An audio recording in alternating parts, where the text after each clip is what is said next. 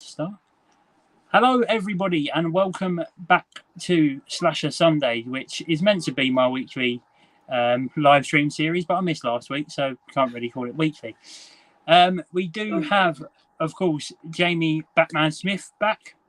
Hiya. And we have a new guest. We have Delboy. Evening, Delboy. Salute, sir. Thank you very much.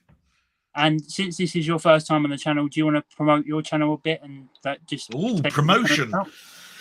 Well, my channel is really just a sort of a blog. Really, that's how it started up. It was just to it was like a Big Brother experiment. I was going through a bad period of my life, and I wanted to show people that over a year's time, how your attitude might change. You know, because if you're in a bad place, you don't care about how you look, you become unshaven, you don't care whether you're wearing the same t-shirt, all of that sort of stuff. And while I was going through this bad period, and I was hoping there was going to be a happy ending at the end of it, no, there was a semi one. You saw all the cycles of badness that went through my life. And at the same time, I'm leaving a legacy behind, because I noticed that my father, when he died, we've got no video footage of him. We've got a couple of photos. I've started to forget what he sounds like, because it's like 6 years ago. The man was in my life for 50 years.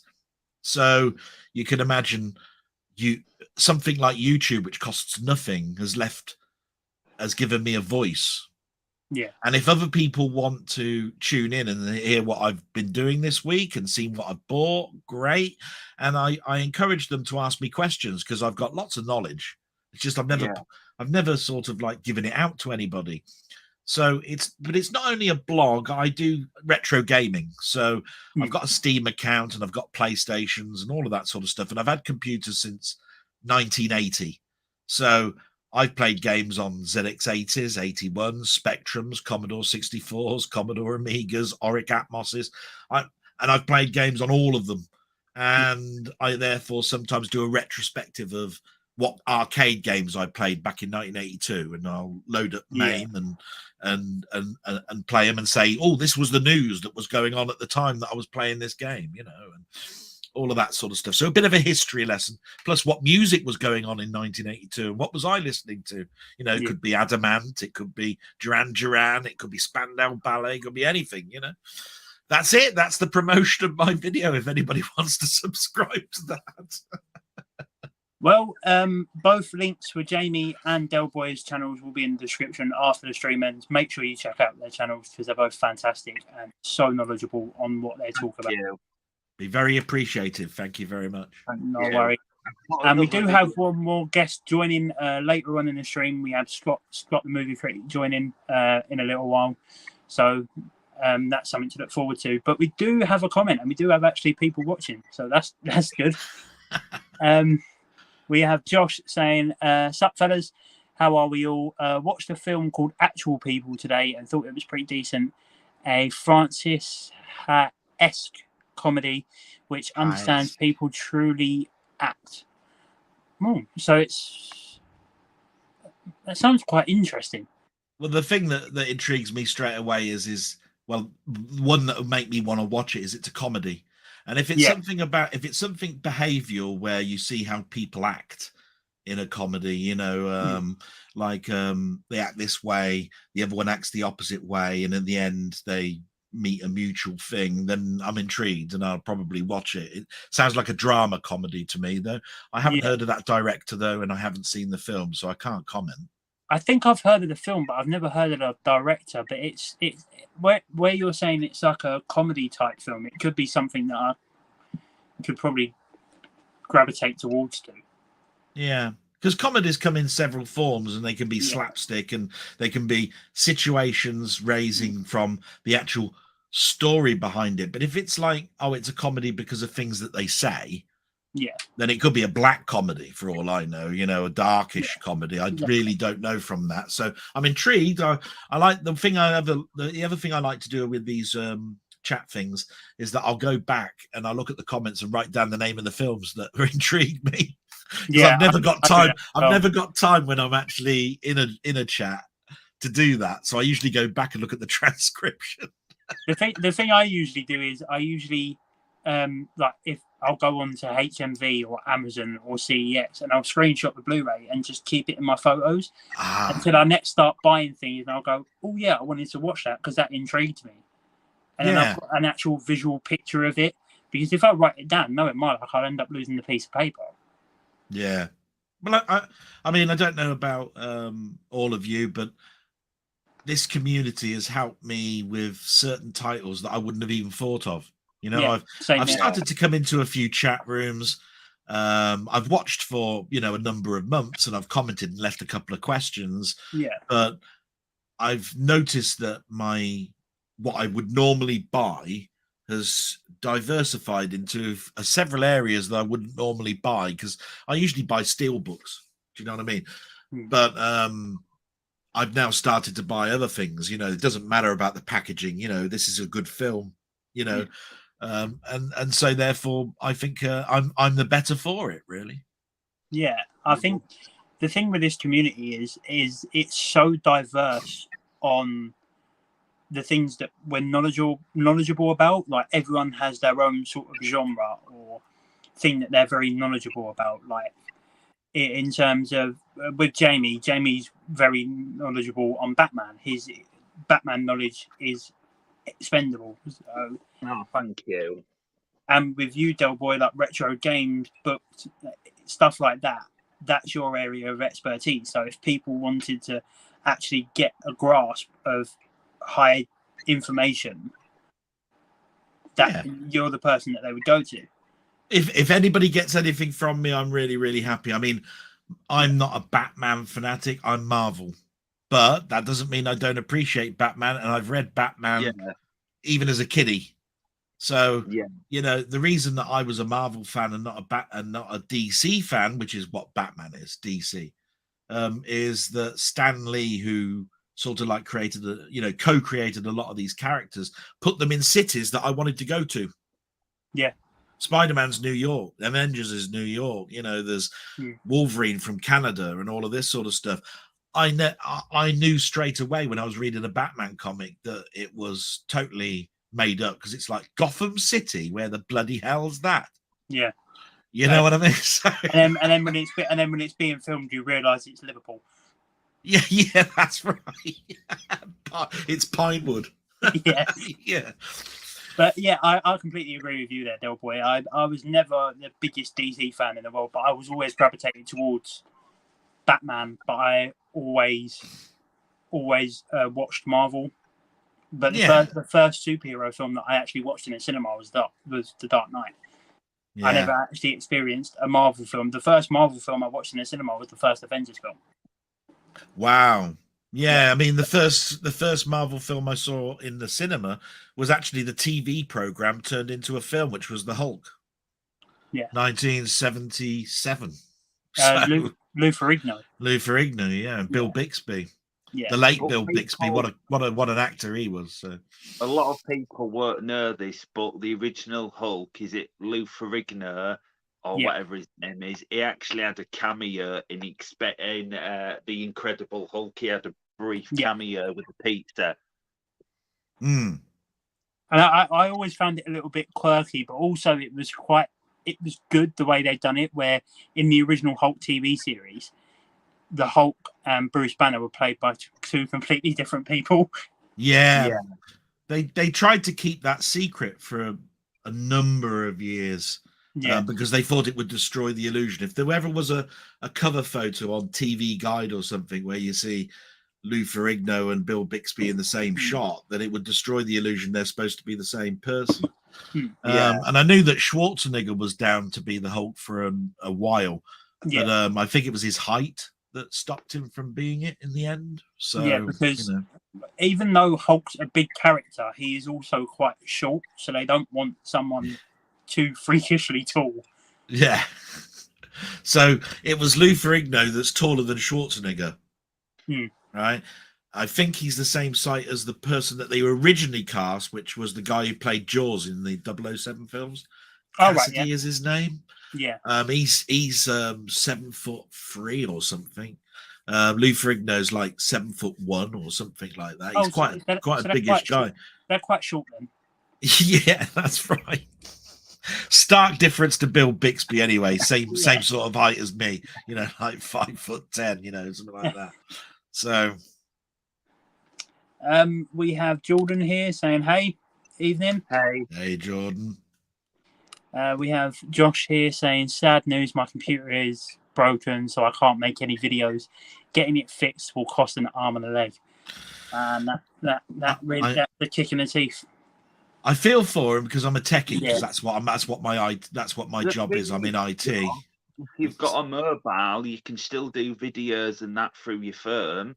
Yeah. There is nothing. I think I was just. Thing you is, carry on, Jake. Sorry, you carry on. No, I think the thing is with Josh though, he does always editing on his computer. So now transitioning back to his phone would be sort of a tricky transition. Yeah, I get what you mean. Yeah. When I was his age, even if the internet went down, I felt like I'd lost my arm. It's like, what am I going to do now? Got nothing to do. There's only the telly, like that. Mm. At some point, though, the only advice I can give is look at your equipment and say, is it time to upgrade? Because sometimes it's best to draw a line and say, right, buy new again, right? Because it's no point taking out the chip and putting a new one in if the hard drives are equally as old and they're the next thing that's going to go. So you sort of have to look at it and go, yeah, this is 6 years old. I need to draw a line. Or this is only 2 years old. I think I can repair it. I'll just buy the chip and put it in. I'll get somebody to put that in for me. I mean, I build my own, but you know what I mean? That's what you do. I mean, I'm at a point now where my phone is getting really old and the storage is gone on it. Gone. And I think trying to upload a video but also editing it at the same time would be an impossible task, which is why I'm heavily leaning towards getting a laptop around Christmas time, so I can then cooperate doing a bit of editing for the videos to make it jazz it up a bit. And also there'll be more storage on a laptop for me to upload more videos. Yeah. Sensible thing. And like I say, the only other thing that I can actually tell you is, this is one way of looking at it.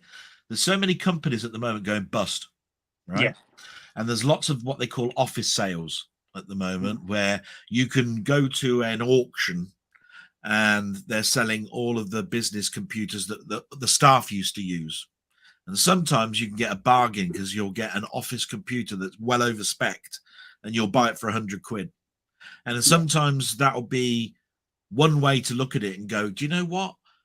Even if it breaks down in 3 months' time, I'm gonna take a gamble, because you never get guarantees with these things. But sometimes you'll get a bargain, a machine costing $2,000 for 100 quid, and it will last you for 2 years or more. Yeah. And that way you've done really well. I must admit I use certain software, and so I would feel I've lost an arm and a leg if I weren't using Adobe Premiere Pro. Yeah. Say, and Photoshop, that's what I use. And when it comes to phones, don't get me started. My phone is now 3 years old. I'm trying to upgrade it, but I'm not prepared to pay £1,700 for the latest Samsung phone. The phone I've got now, I've had it about a year, and the storage is already gone on it. Yeah, and yet this one is 3 years old, and I've got about 3/4 of the way through when it comes to storage. But I'm one of those people that have got more than one phone. I've got this one, look, and I've got this one, and I've got my camera one up there. I take the apps off that I no longer use and put them on the older phones. Yeah. And I only keep the apps that I really use every day on my phone, and that frees up all the space. Because I can go to a phone that hasn't got a SIM card like this one that's up here, I'm using as a camera, and put all the apps on there. And if I can then use Wi-Fi to use the apps. But to carry a phone around, I only use the ones that I use. That's probably the best advice I could give. It's all about shopping about and see what suits you best, and whether you want to actually take that step back for a little while whilst trying to figure out what you actually want to do to produce the best content that you think you can do. So Yeah. whether it be you're using your phone to upload videos, or you've got the best laptop or PC that money can buy, Yeah. there are still going to be them points where something will go wrong, and you always need that thing to fall back on. Yeah. Get the phone that suits you. That's the thing. Don't get tied down with all of these plans. When you look at a 24-month plan plus the phone plus the bolt-ons, the amount of interest that they've put on is something like 30 or 40 odd percent. You might as well have bought a 0% credit card, which has got zero interest on it. Buy the phone outright and buy yourself a SIM card that's 20 quid. You'd have bought the phone off within a year. The SIM card is then the thing that you're using, and at the end of the year, you're not held in a contract. Yeah, so you can just go get any phone. You know, but the trouble is the phones that Samsung and that bring out now, they're just astronomically expensive. The Fold 5 is £1,799, and the case for it's £85. And I'm going, oh. It's stupid. And yet, you know that the technology is not what's driving it, because they keep saying if you pre-order it, you can have a watch worth 300 quid. I don't want the watch. Can you knock 300 quid off the off the phone, please? Because I don't want the watch. Yeah, I'd rather not have the watch. I'd rather have the phone cheaper for 300 quid less. Yeah. And they won't do that. They just go, no, it's free. You know, you can have Galaxy Buds if you want. And I'm going, I don't want £200 earbuds. Can you take it off the price of the phone? I've got headphones for a reason.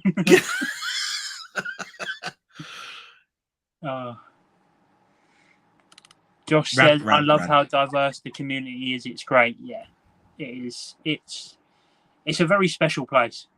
YouTube, especially this community. But you do get the odd few that can sometimes ruin the party for everyone else. They try. Yeah. We have Big Paulie here saying, good evening, fellas. Evening, Paul. Hello, Big P. Big P. Right. Why did I look down then?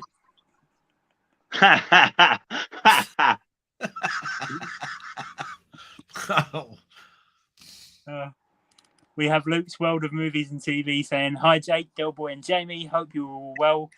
Have you seen the new Jennifer Lawrence film, No Hard Feelings? If you had, what did you think of it? And he thought it was amazing. Well, that's really good to hear. I haven't seen it myself personally, but it is something I'll get around to eventually. It does look kind of light-hearted but funny at the same time and a bit raunchy, so it seems quite up my street. Yeah, I haven't seen too many Jennifer Lawrence films, but the ones I have seen I've enjoyed. I don't go for a particular type of actor, and I don't go for a particular genre of film, which is why if they turn up in a film, it's great, and then I learn about them.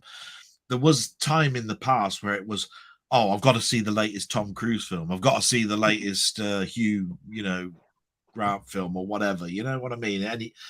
Take a John, Sylvester Stallone, got to see it. Jennifer Lawrence, she's been in a number of films because she's been in a number of Marvel films. So Jennifer Lawrence has. Oh yeah, X-Men. Sorry. Yeah. We're going to try and catch me out then, weren't you? No, but I mean, I've seen her in a number of films, and if something catches my eye, I'll watch it. So of course that one now and that's been mentioned, of course I'm gonna obviously take a little gander at it. Yeah, it's a new comedy film about basically this boy who I think it's a boy who's never had any female contact before in his life, and they basically hire Jennifer Lawrence's character to act as his girlfriend and sort of try and seduce him in a way. Yeah, I've seen a similar film to that, but it was a bit more punchier than that. It was about a disabled person or a person that's never had a girlfriend and wanted to have sex with, and they got a surrogate, somebody that's a sex teacher, to do it before he died, because he had a born, in a way that he didn't have long to live. That was a good film. This one is obviously the lighter-hearted, where I just want a girlfriend. So be interesting to watch. We have Jordan here saying this isn't a movie question. Perfectly fine. But did anyone watch the Women's World Cup final today? I did, unfortunately. No, I didn't. Yeah. I saw the second half because I was doing my blog. Every Sunday I do my blog. So unless I was going to start doing my blog at 7 in the morning, I was bound sure to miss the beginning. We have Menaljul here saying, hey, hope everyone is doing well. Hope you're doing well too, mate. Wonderful. It's nice to see you back, Jake. I'm so glad you and your channel are back. Oh, thank you. I really appreciate that. I'm glad to be back as well, even though my phone won't let me upload. We have Josh here saying, I have an iMac, so can't swap parts out going to the Apple store tomorrow. Yeah, that's they are the biggest rip-offs in the world is Apple. Oh, yeah. And the interchanging of their hardware is incredibly difficult because they tend to close and lock everything down, especially if it's a laptop or a tablet. If you buy one of their older iMacs, which were more PC orientated, not so bad, but I'm betting you any money he's got one of those very thin or very high end machines, and from that point of view, when they go, and there's not much you can do about it. They use so much glue inside them to keep everything all pinned down. You have to use heat guns to get rid of the gum to actually get the keyboards out. I mean, that's how bad those things are. So I mean, I've had problems with Apple in the past. When I was on holiday once, I accidentally went into the swimming pool with my phone in my pocket, and I didn't realise. Oh, right. They tried to charge me about £700 just to get it fixed. Might as well buy a new one. Yeah. It was stupid. I mean, PlayStation are the same. Yeah. Although when it comes to game consoles, I can fix my own. And there's so many YouTube videos telling you how you can do it yourself. I've learned so much. See, now I have a question for you, Delboy. Because I have the PS5 and I've had it since 2021, maybe 2020. And I think I got one of the 40 first batch ones because I could sit there and be playing a game for about an hour, maybe 2 hours, and it would completely shut off. And then I'd turn it back on, play it for about another 15, 20 minutes, and it would do it again. Yeah. Is there any lights? No. Red or anything like that? Right. If it's shutting down and there's no lights, I'm betting you any money you've just got dust buildup. See, I've cleaned the fan out about 3 or 4 times, and it's still doing it. Right, then there's probably a lead that goes from the fan to the temperature sensor, and it probably is just a small sensor that needs changing. You would need to you'd need to know how to fix something like that. But what I'm trying to say is it doesn't sound very much like it's anything other than that. However, I do know that in the early batches they used, and they still do now, they use liquid metal thermal paste, and the early models, they put it on, so they put more on than they should have done. And this liquid metal can go underneath the chip and where the pins are, and they turn into little metal balls, and you can short out. So what happens is, because heat expands, what's probably happening is when it gets hot, it's expanding and then shorting something out and shuts it off. Then when you leave it for an hour, it will contract back. There you are. It's all right again. So it could be just a simple matter of you need to take the heat sink off, take away all the thermal paste, put the right amount, and then put the heat sink back on. But if you're not prepared to do that, and I totally understand, you'd need someone to do it. But it should be no more. I mean, I've seen people do that for 30 quid. If you know somebody that's proficient. If you take it to a shop, you're talking, be 80 quid, 90 quid, but it's a half-hour job. I mean, once you take those side panels off, and I tried to send it off to PlayStation to see how long it would take and how much it would cost for them to just have a look at it and see what the problem was and if they could fix it. They were saying it would take 2 weeks to get back to me and £200 to actually try and And have a look. Have a look at just do me a favor after this. Just put in into YouTube PlayStation shutdown or something like that, and look at how many there are. And then just look in your local yellow pages for the internet for your local area, and just put console repairs. I'm pretty sure there'll be a local person that would do that for you. You have to understand the guarantee's gone, but being as it's 2021, that's gone anyway. Yeah. So, but if they're quoting £200, you can buy one new for £399 now. So it'd be a waste of time. It's not worth doing it. That's PlayStation or Sony just being arses. Yeah, I think what I mean. The cheapest, because I've got the disc version and I've found the digital version for $390. Yeah, don't buy that. Towards that at the minute. Like I say, don't do that. They're bringing out the Pro Edition shortly, and the Pro Edition is going to be one of those ones where it's optional for you to have the media version. You know, the discs. But as far as I'm aware, when the Pro one comes out, the other one will drop like stone. And that's why I've seen so much on social media saying you can buy this for £399 now, and it's a PlayStation 5, because they're ready to drop. The price is ready to drop. So you're basically telling me they're re-releasing a PS5 Pro? Yeah, well, they're not re-releasing. It's the new edition. It's the new edition. It will be the markup. Yeah. Is it smaller? It probably will be. Yeah. It will be, because the physical media drive, which is the CD drive, is optional. Yeah. How much is that gonna be then? That'll probably be 500, 550. It'll be expensive for the first year. You know what I mean? So that mean the original PS5 will drop? Yeah, that's what we're saying. Oh, thank God for that, because I still don't have a PS5. Yeah. You can get one, like I say, in about the next month for about £399, which is, remember, when they first came out, they were 500. I got mine for 400. I guarantee the digital version will then drop to like £200. Yeah.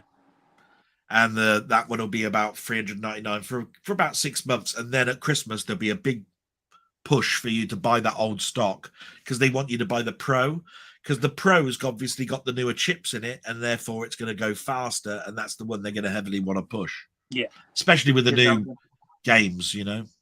Because I remember when the PS5 came out, CX was selling it for really expensive. They were giving like stupid. They were giving like nearly 500 quid cash or something, or 450 cash. Yeah. They were giving you £550 for it, and they were selling it for 650. Yeah, that's it. Yeah, they were giving a lot of cash for it. But all of that was going on when there was a pandemic, and a lot of that stuff that was going on was the whole world had a semiconductor shortage. Yeah. So buying semiconductor chips was difficult. The car industry virtually stopped. Yeah. So, you know, it's like if Sony was waiting for their orders for chips, like every other company, you can imagine what it was doing for Samsung, the Ford industry, the Jaguar industry that were making cars. They were all waiting for their stuff, and nothing was coming. But I'll never forget when lockdown was on, CX had put all the consoles up, didn't they? So they were literally selling Wii's for like 50 odd quid. Wii's were actually like gone up in price, and I'm like, wow. And then my PS4, if I sold that, I would have basically got what I paid for that in cash. Yeah. But they were giving so much in cash for consoles, and back then during 2020 in lockdown, it was like 50 odd quid for a Wii.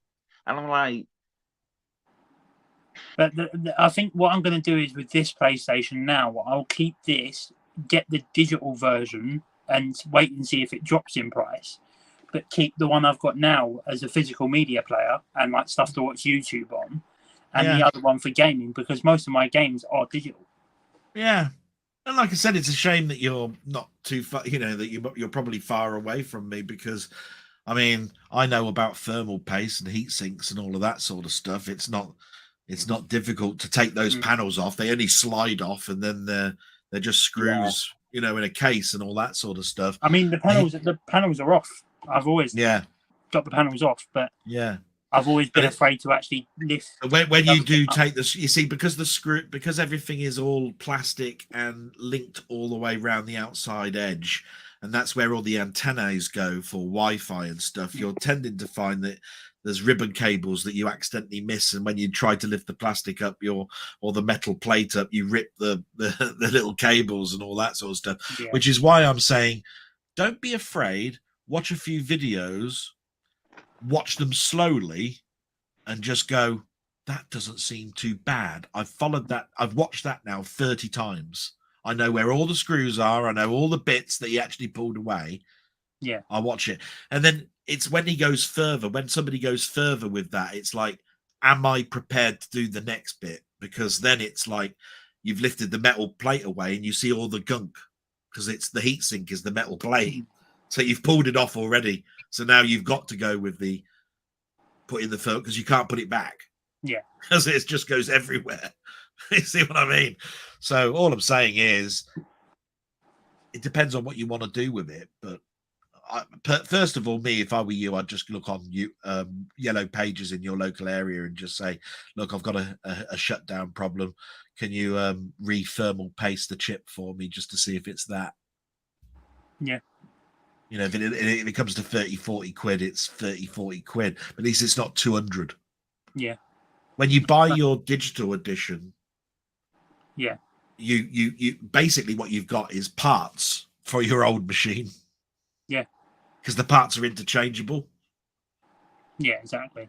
You know what I mean? So you don't lose anything. No. But yeah, I know apart from the disk drive. The disk drive, yeah.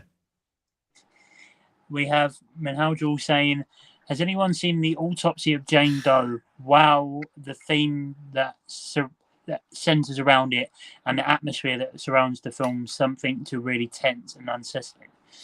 I haven't actually seen this. I've heard of it. I've watched it and I bought it for Playtendo Guy. Yeah. Yeah. So yeah, I'm well versed in the film. It's a very spooky film. It's set around a local autopsy place. You know, he wants to leave early to go out with his girlfriend. There's a Jane Doe sitting on a slab that needs to be done before he goes, and a lot of events go on.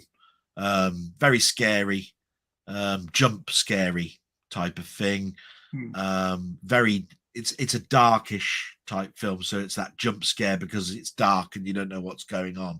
Yeah, I recommend it, and it's incredibly cheap at the moment on Blu-ray. You can pick it up literally, I think, for about £7. You know, and Howell says he got it for £6 on Amazon. There you go. So, like I said, it's incredibly cheap at the moment, and it's just like, wow, you might as well have streamed it to me. Do you know what I mean? For that price. Yeah. Big Paulie says, I've just upgraded my phone from iPhone 10 Max 512 gigabyte to a 14 Pro Max with a 1 terabyte, as my 10 was starting to feel sluggish. Yeah, I've got the 10 or the 11, and yeah, it's just I'm still not sold on the whole iPhone thing. I'm thinking about going to Android or Google Pixel. Yeah, well, here's a trick that Apple do. They don't really massively do massive upgrades to their hardware. What they tend to do is they increase the specs slightly and then write the operating system just for that phone, right? And it's optimized for their newest phone. But then they force an upgrade on all the older phones, which you can't do anything about. It says you need to upgrade. It won't work anymore. You can't do this, that, and the other. And because it was optimized for the flagship phone, your phone goes sluggish. Yeah. If you ever get into that situation and the phone is too old, just deny the upgrade and just go, I'll keep the apps as they are. I'm not bothered that YouTube isn't the latest YouTube and all of that. I'll use something else. But if you want the quintessential fastest phone that you can possibly get, it's usually a Google phone if it's Android. And the reason for that is Google write the Android operating system. So yeah, you've got no bloatware. You see what I mean? You've got none of this extra crap that Samsung want to skin over the top of the original Android. So Samsung make phones with much quicker hardware in it because they put software on top of it that slows it down below the Google's spec phone. But Google's will be faster because they don't give you bloatware and they wrote the operating system. So there you are. Yeah. It's got a skin, basically. It's all about shopping about. Yeah. And Houndjewel says, has anyone seen the new horror movie Cobweb? My God. I'm not sure if I've heard of it. I definitely haven't. I've heard a few people say, one of my friends said he enjoyed it, and then I've had another one or two people say they weren't a big fan. Oh. See, already I've got 3 films I've got to write down. Cobweb intrigues me because Cobweb is spiders. Oh, spiders. Now spiders are going to intrigue me, aren't they, for Spider-Man? So I'm going, yeah, all right. And I like spiders in horror films like Arachnophobia and all of that sort of Kingdom of the Spiders and, you know, and Ants Phase 4 and all of that. So, yeah, I'm instantly intrigued about that film. So I'll look out for that one. Thank you so much. You mentioned it. And Houndjewel also says, A24's Talk to Me. Yeah, I have seen this. It was actually made by 2 YouTubers who were popular back in the early 2010, so around 2015 to 17. They were popular in the younger sort of community, and they brought out Talk to Me, which was really, really good. And I still need to do a review for it because someone messaged me the other day. One of my friends messaged me the other day, and she wants to see it, and she asked me to do a review of it. So that'll be good. I like reviews. I'll look out for that. Thank you. We also have Minhaljul saying, what movies did you guys enjoy from 2022 and this year? What are your favourite or top picks? Ooh. 2022 is last year, so I'm trying to think. But I mean, this year, obviously, I tend to find when somebody asks me that question that people don't go back that far in the year, and they'll go, oh, Barbie or Oppenheimer and all of that sort of stuff. But I will say this year, Oppenheimer is the film that's blown me away, pun intended. But when you're talking 2022, I suppose it's going to be Spider-Man for me, but that's just because I do know that was to me a pretty darn good film, but there were probably much better around it. I'd have to look at a list of 2022 films and go, oh yeah, that beats Spider-Man. Do you know what I mean? I forgot about that one. The ones that come to mind for me are the previous 2 Scream films, so 6 and 5. The Batman, I think, came out last year. Yeah, that's a long film, that Batman, wasn't it? Yeah, that was about 3 hours. John Wick 4, Oppenheimer. I'm trying to think. But you've had Maverick and Top Gun Maverick, the new Mission Impossible. So you can see there's a lot of films that I missed in there, but it all depends on whether I want an action film, and then you list all the action films and you go, that's the one, I like that one, and you bring it to the fore. Do you see what I mean? I don't. When somebody asks me the question 2022, 2023, the first thing that goes in my mind is what indie films that blew me away. I want to talk about a smaller film that did well, that blew everybody's minds when it came out, because all the big films are known, but I couldn't think of one. Do you know what I mean? 2022, what did I watch? I was like this. I've just had to recheck, but my top 5 favourite films of last year, I'm going to get, obviously, you'll be like, what? So my top 5 favourite films of 2022, the best film of last year, without a doubt, was Top Gun Maverick. Number 2 was, this will be controversial. Evening, Scott. Hello, guys. Hello, Scott. Second favourite was Black Adam. My third favourite film of last year was Halloween Ends. My fourth favourite film was Uncharted, which was amazing, and I loved Halloween Ends. Black Adam blew me away. I thought it was amazing. And my fifth favourite film of last year was actually The Unbearable Weight of Massive Talent with Nicolas Cage. That's a good film. It is. Welcome to the stream, Scott.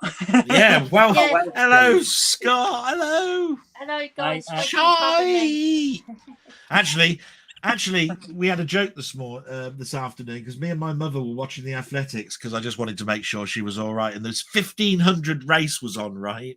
And I don't want to put everybody off, but there was two runners in it.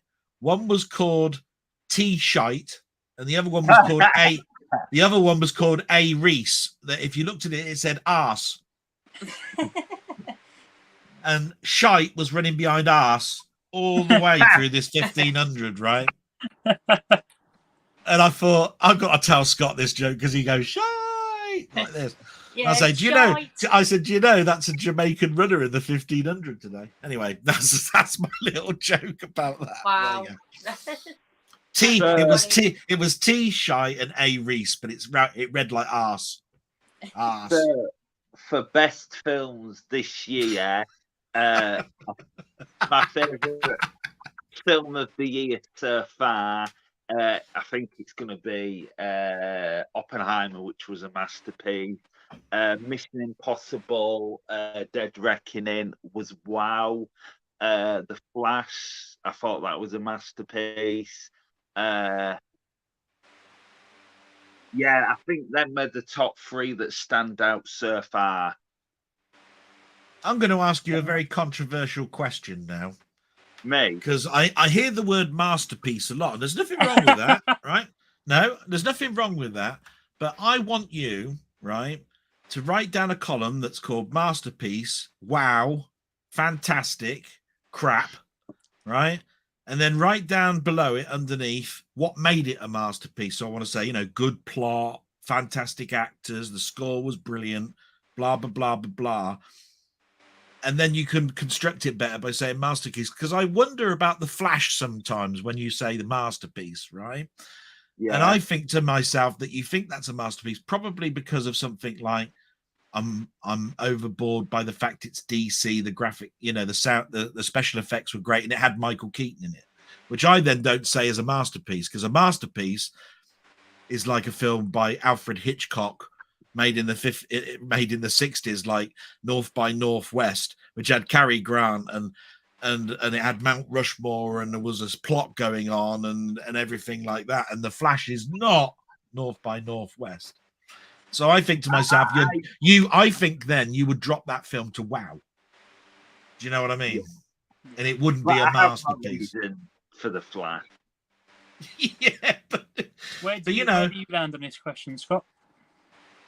Pardon? Where do you land on this question? What's your thoughts on your favourite movies from 2022 and 23 so far? 2022, I'm going to say Everything, Everywhere, All at Once has got to be up there. I thought that film was absolutely incredible. So well made, and I really enjoyed the story. Just thought it was such a good film. It's amazing, Jamie. I would highly recommend it. Yeah, it's brilliant. Loved it. What else? For Batman, I did actually really enjoy the Batman from last year. Thought it was a really good take on the Batman franchise. Robert Pattinson was amazing as Batman in that film, and I really enjoyed the action in it. Thought it was great.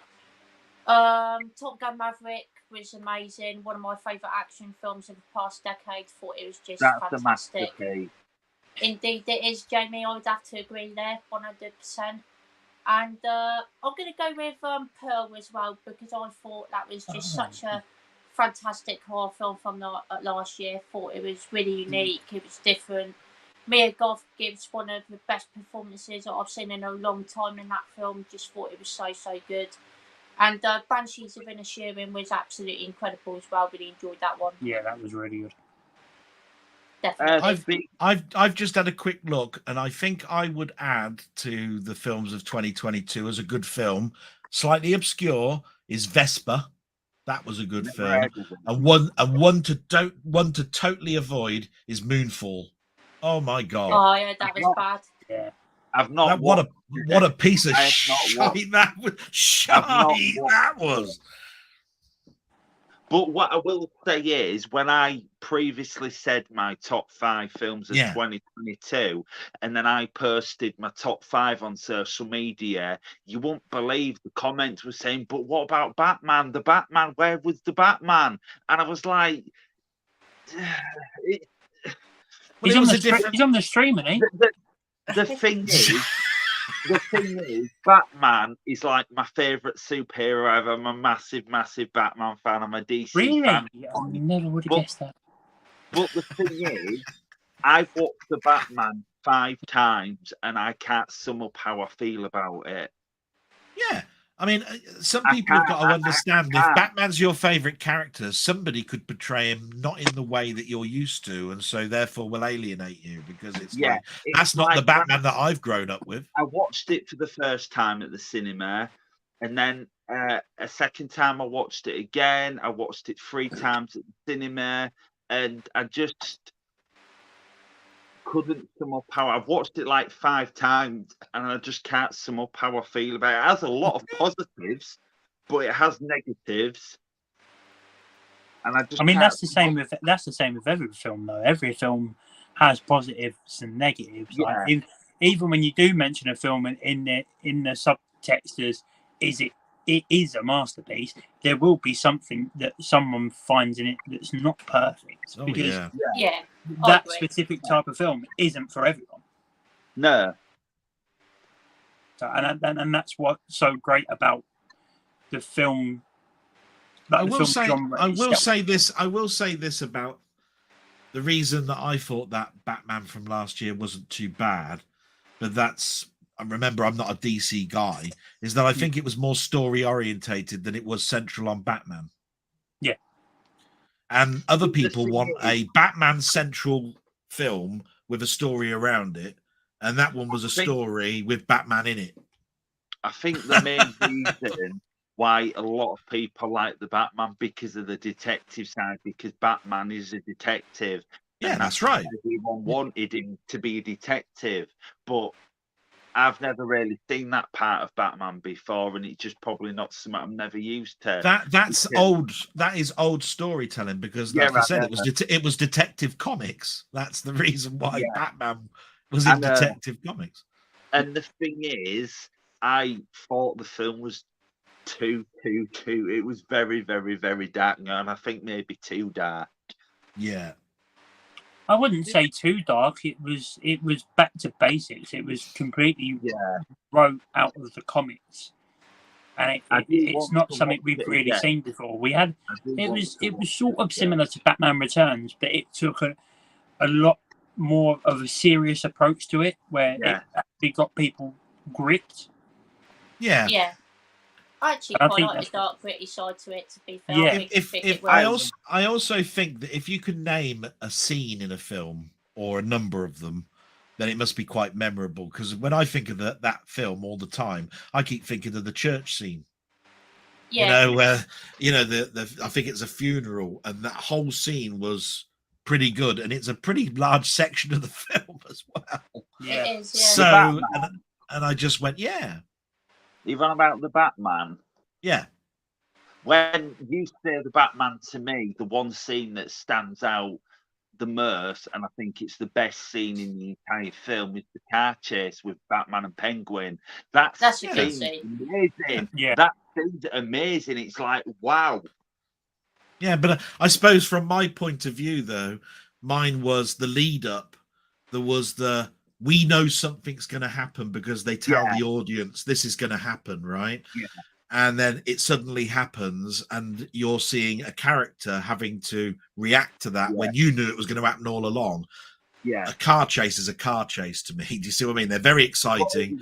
I've seen lots and lots of them, but that particular scene is memorable to me because A, how long it was, B, how well shot it was, and C, it's almost like the old way of doing films where the audience is in on what's going to be going on.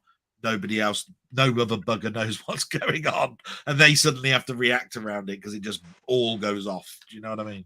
When I first watched the Batman, I looked at it as it's very, very Batman orientated, but to me, it has a very Martin Scorsese mafia type vibe to it, especially with like the whole Penguin nightclub like background story arc, which is going to be developed more in the TV series. It had that very Scorsese, like Goodfellas Casino type feel to it.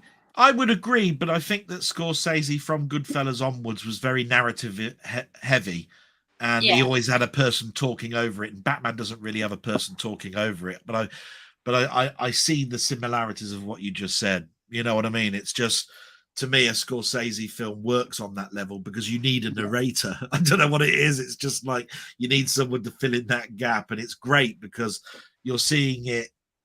It's almost like an inner monologue from the person's main character talking about it while you're watching the acting going on. Do you know what I mean? It's like I'm listening to what the brain is saying to, to that guy there when that scene is going on. It's great. I love Scorsese films, though. Don't get me started on them. He's amazing. We have Josh here saying, "Talk to Me" is one of the best of the year. I keep talking about it because it's stuck in my mind of the better. Yeah. It is one of those films that gets stuck in your head. I'm definitely gonna make a concerted effort to watch that.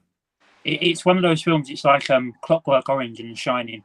It's one of those films that once you watch it, you can't stop thinking about it. Yeah. Is it like The Shining? No. It's like. I hope not. It's more like Truth or Dare and Smile, in a way. It's about like a possessed hand, and once you touch the hand, you sort of get consumed by evil. Oh, I know this is. Did you see the rumors that was going round? It was like a meme that in the Evil Dead, the original one, where he has to cut his hand off. Yeah.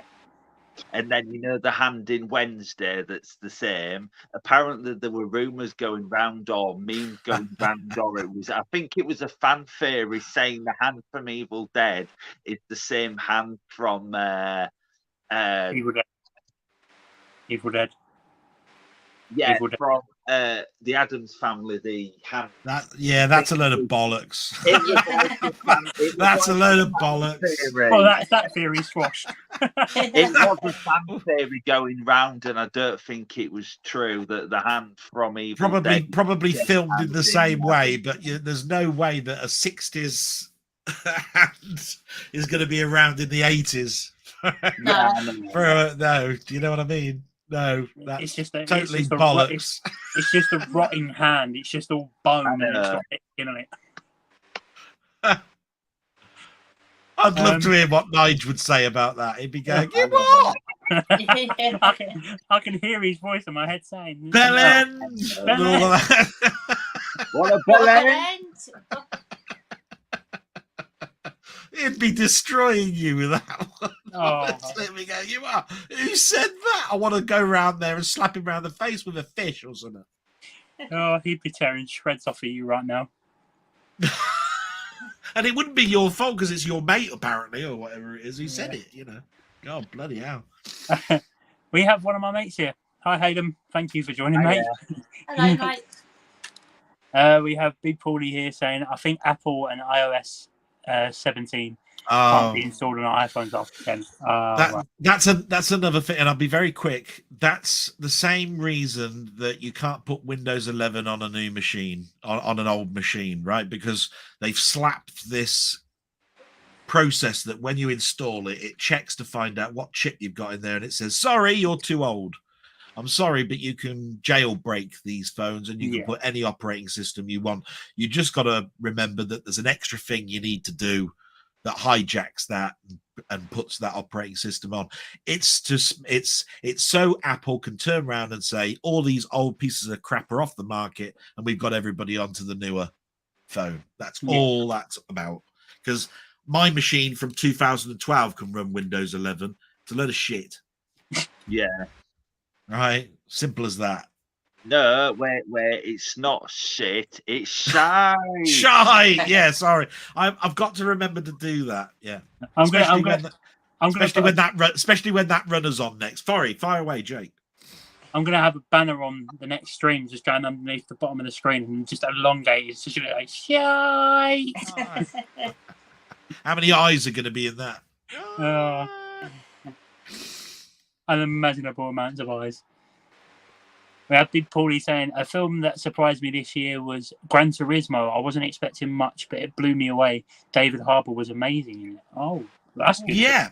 Now, somebody mentioned this in the week, and I actually purposely went to have a look for the film because I thought they were talking about Gran Torino. It's Gran Turismo, right? The game Gran Turismo. Yeah. And it was all right, actually. As a game turned into a movie, fine. You know what I mean? It's not going to blow you away like like some of the racing ones, like that are proper things like Formula One, where it was between James Hunt and you know what I mean. It was that rivalry in '77, and it's more to like an autobiography type film. But I found it enjoyable, and I'd rather watch that than a flipping what's that series of films that they're up to about 10 or 12. Fast and Furious or whatever it is, bag of shit. I wouldn't want to watch any more of that crap. I'd rather watch that. But the thing is with Fast X, before Fast X was released, it was announced that there were going to be 2 films. So there was going to be Fast X and then the sequel to Fast X, and it was just going to end the franchise. And then literally as soon as Fast X come out, Vin Diesel was like, "Oh no, it's not going to be 2 films. We're going to make it into a trilogy now." So we've got 2 more films now, and then after the whole franchise is finished, now he's come out and said that as soon as it's finished, all the spin-offs are going to start, like with female characters, but they've got multiple spin-offs apparently. Oh, I thought the sequel was slow and sluggish. Might as well be. And it's got things like the Delboy van in it or something. You know what I mean? I mean, by the time they get to 80, they'll still be releasing Fast and Furious films, and it'll go from Fast and Furious to Fat and the Furious. A person that's getting lots and lots of money, like whoever said that and said, right, we're going to make it a trilogy, doesn't want it to end. So of course he's gonna say, look, this made a shitload of money. I could bring in another shitload of money for this next one. The thing is, in the past, obviously Vin Diesel and The Rock have had like this feud. They didn't get on apparently, and then there was like, that's why The Rock did Hobbs and Shaw with Jason Statham, because him and The Rock, Vin Diesel and The Rock didn't get on very well. So that's why The Rock did his own spin-off, Hobbs and Shaw. And then obviously they got on, and then it was announced that The Rock was returning to the franchise again. And then it wasn't. And then now is actually back in the franchise. Is actually in the credit clip in Fast X, which I knew he was coming back anyhow. It was obvious. And the only reason he's back in it, because obviously he's not Black Adam now, Winnie, so he wants the paycheck. Yeah. So obviously, if he's not returning as Black Adam 2 in the sequel, I'll come back to Fast and Furious. Yeah. But the thing is, for me, with the Fast and Furious franchise, the amount of times we've seen characters die and then come back, you might as well just do a crossover with Marvel and the Furious. Yeah, could do. Because the amount of times that both of them franchises have killed someone and gone, do you know what? They might actually suit this film. Guess what? We'll bring them back, but it's their 2019. Can I tell you what I think they should have done? Obviously, I was going to say no. Han died in Tokyo Drift, or one of them, and then they brought him back in the sequels. But they brought him back in Fast 9. But I think what they should have done is, I don't think they should have put it in the trailer. I think they should have left it out of the trailer and make that a twist that he's back.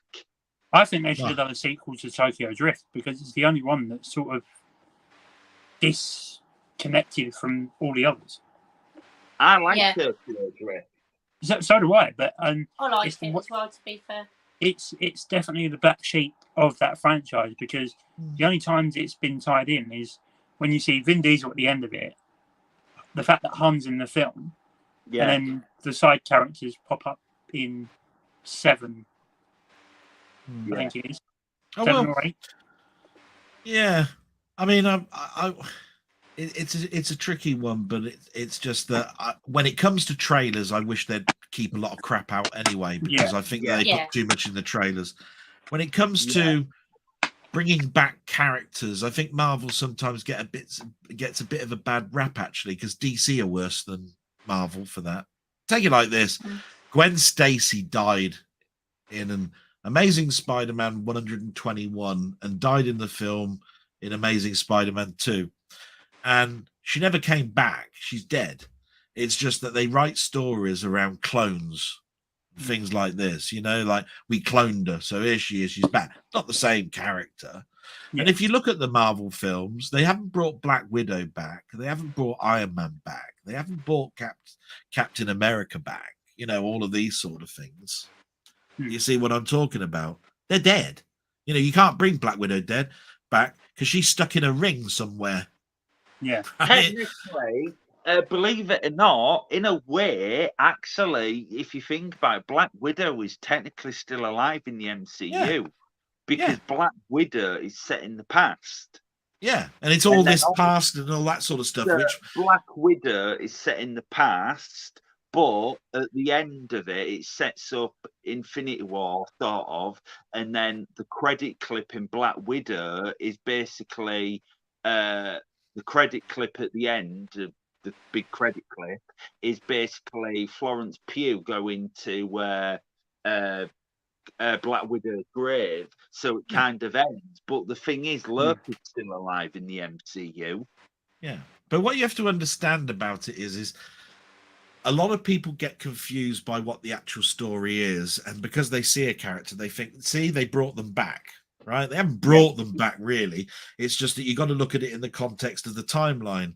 And I think Marvel sometimes gets a very bad rap because they go, I don't want to see another film. They're simplified, formulatic pieces of shit and all this sort of stuff. And I'm going, you do understand that if you wanted to read that in a comic book, you'd have to read 130 comics to understand how that story works, right? And in the film, they've made it 6 hours, 3 hours for this one and 3 hours for this one. And they've brought it up to date for a modern audience to understand. And they put lots of Easter eggs for the fans, right? Take it like that.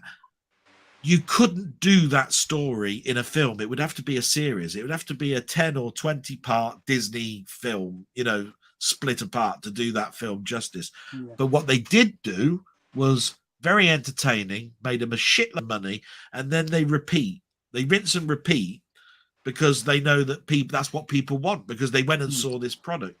They don't understand that people are getting bored of it. And it takes them 2 years before they start getting the figures back to say, we're losing revenue, we're losing money because people are getting really bored of this. And unfortunately, they've made 2 years of product by then. And they've ruined their franchise. So I think Marvel will bounce back. I don't talk about Marvel because I could go too far in one direction, and I'd rather talk about you guys with films about horror and comedies and all of that sort of stuff than talk about Marvel all day long.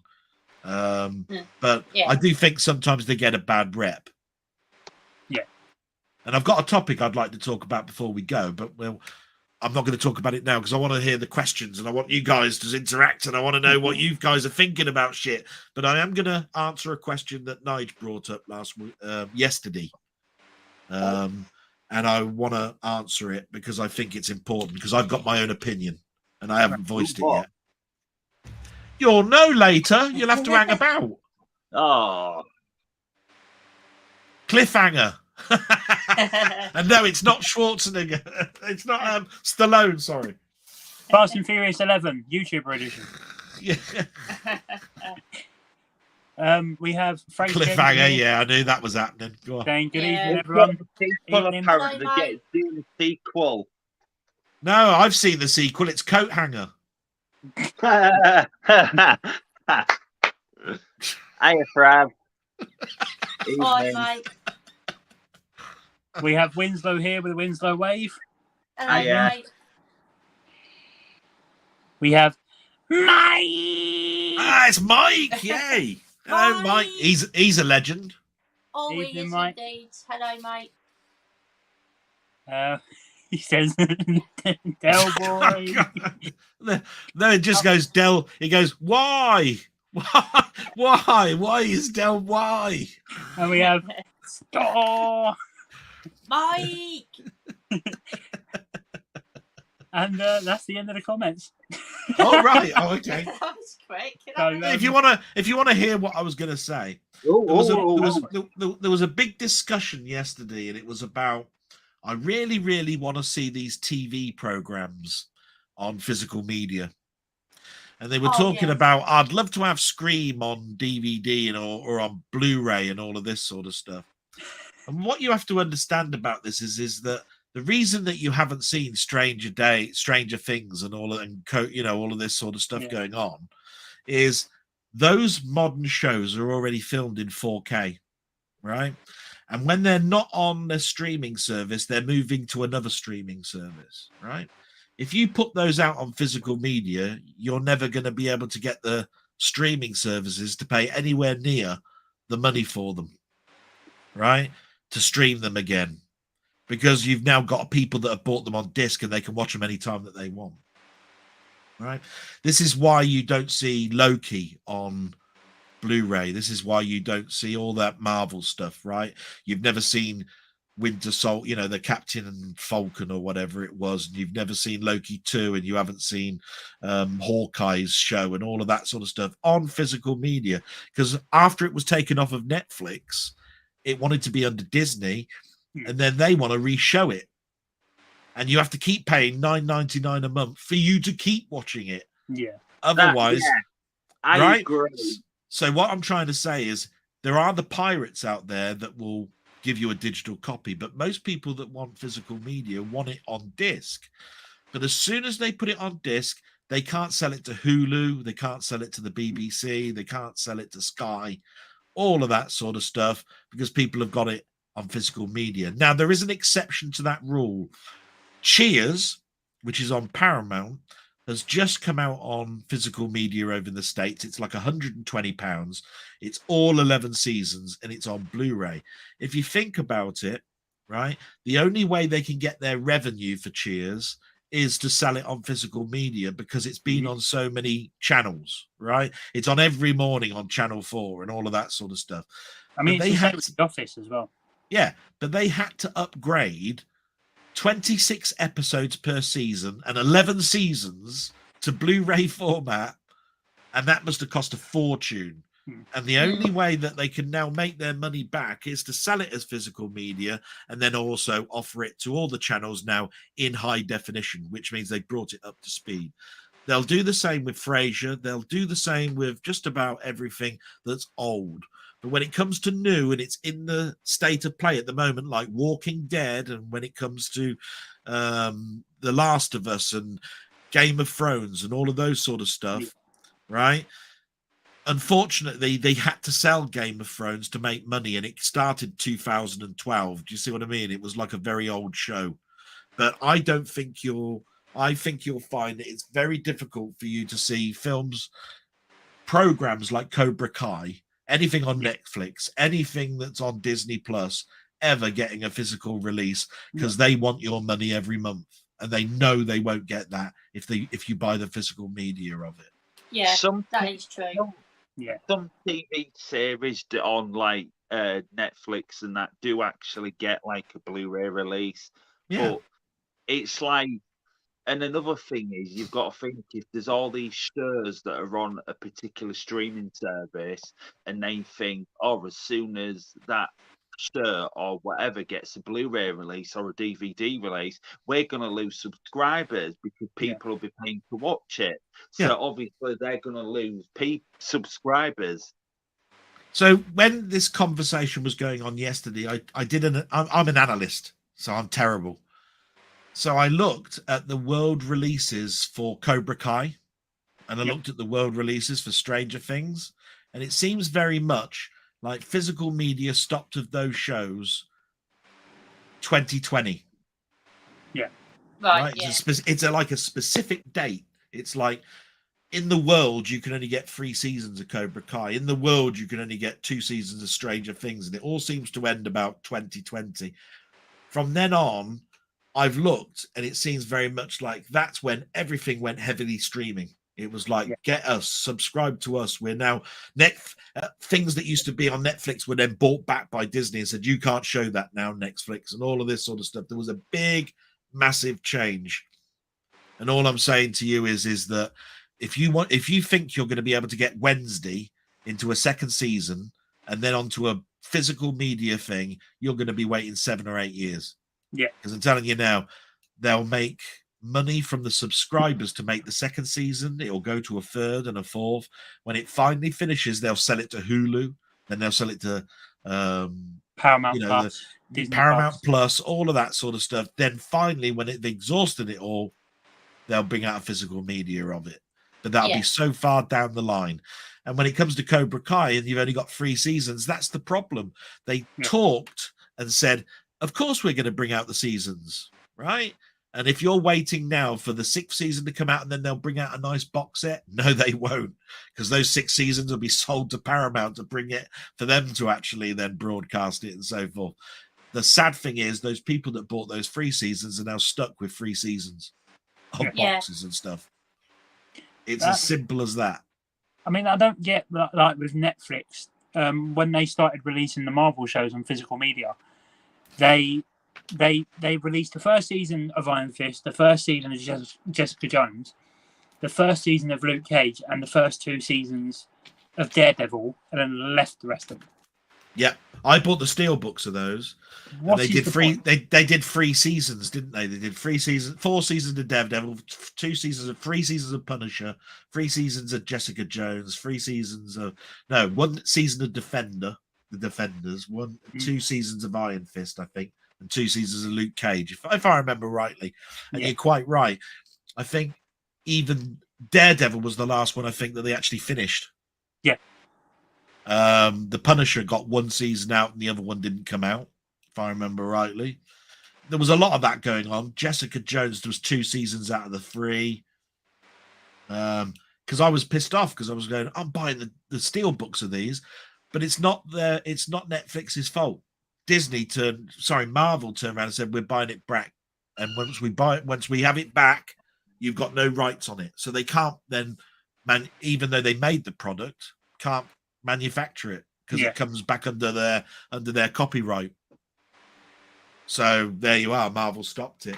But then again, it's not Marvel that stopped it. It's Disney, because Disney bought Marvel. Yeah. And this is where I hate Disney, because they are just corporate, non-faced bastards. Yeah, fuck you, Disney. Yeah. Do you know what I mean? Yeah. I'd love to be able to go up to the head honcho of the whole of Disney and say, you should be ashamed of yourself. Walt Disney wouldn't be like this. You know what I mean? But of course, it's some billionaire up in there getting money every second. You know I mean? It's some billionaire who's never seen a Disney film in their life. They just went, I'll have that. Yeah, I bet you he hasn't got 1 4K in his house. Yeah. You know what I mean? Because he doesn't care. Yeah. No, true, very true. That's my rant over with that, but that's what that is just my opinion on why the argument about I do hope that we see a Wednesday box set come out. Yeah. I think you're highly unlikely that'll ever happen. Highly unlikely. If it does prove me wrong, I'm going to be ecstatic because I want it. But I'm just glad that we're getting these cult classic TV shows such as The Office and stuff like Parks and Recreation that America got ages ago, and it looked like there was no hope for it actually getting a UK release. And then when it did get released in the UK, I think the Parks and Recreations one is £70 and the one for The Office is £110. Yeah. I mean, you're putting the prices up for something you should have released years ago, which you can watch on streaming that you pay for yearly.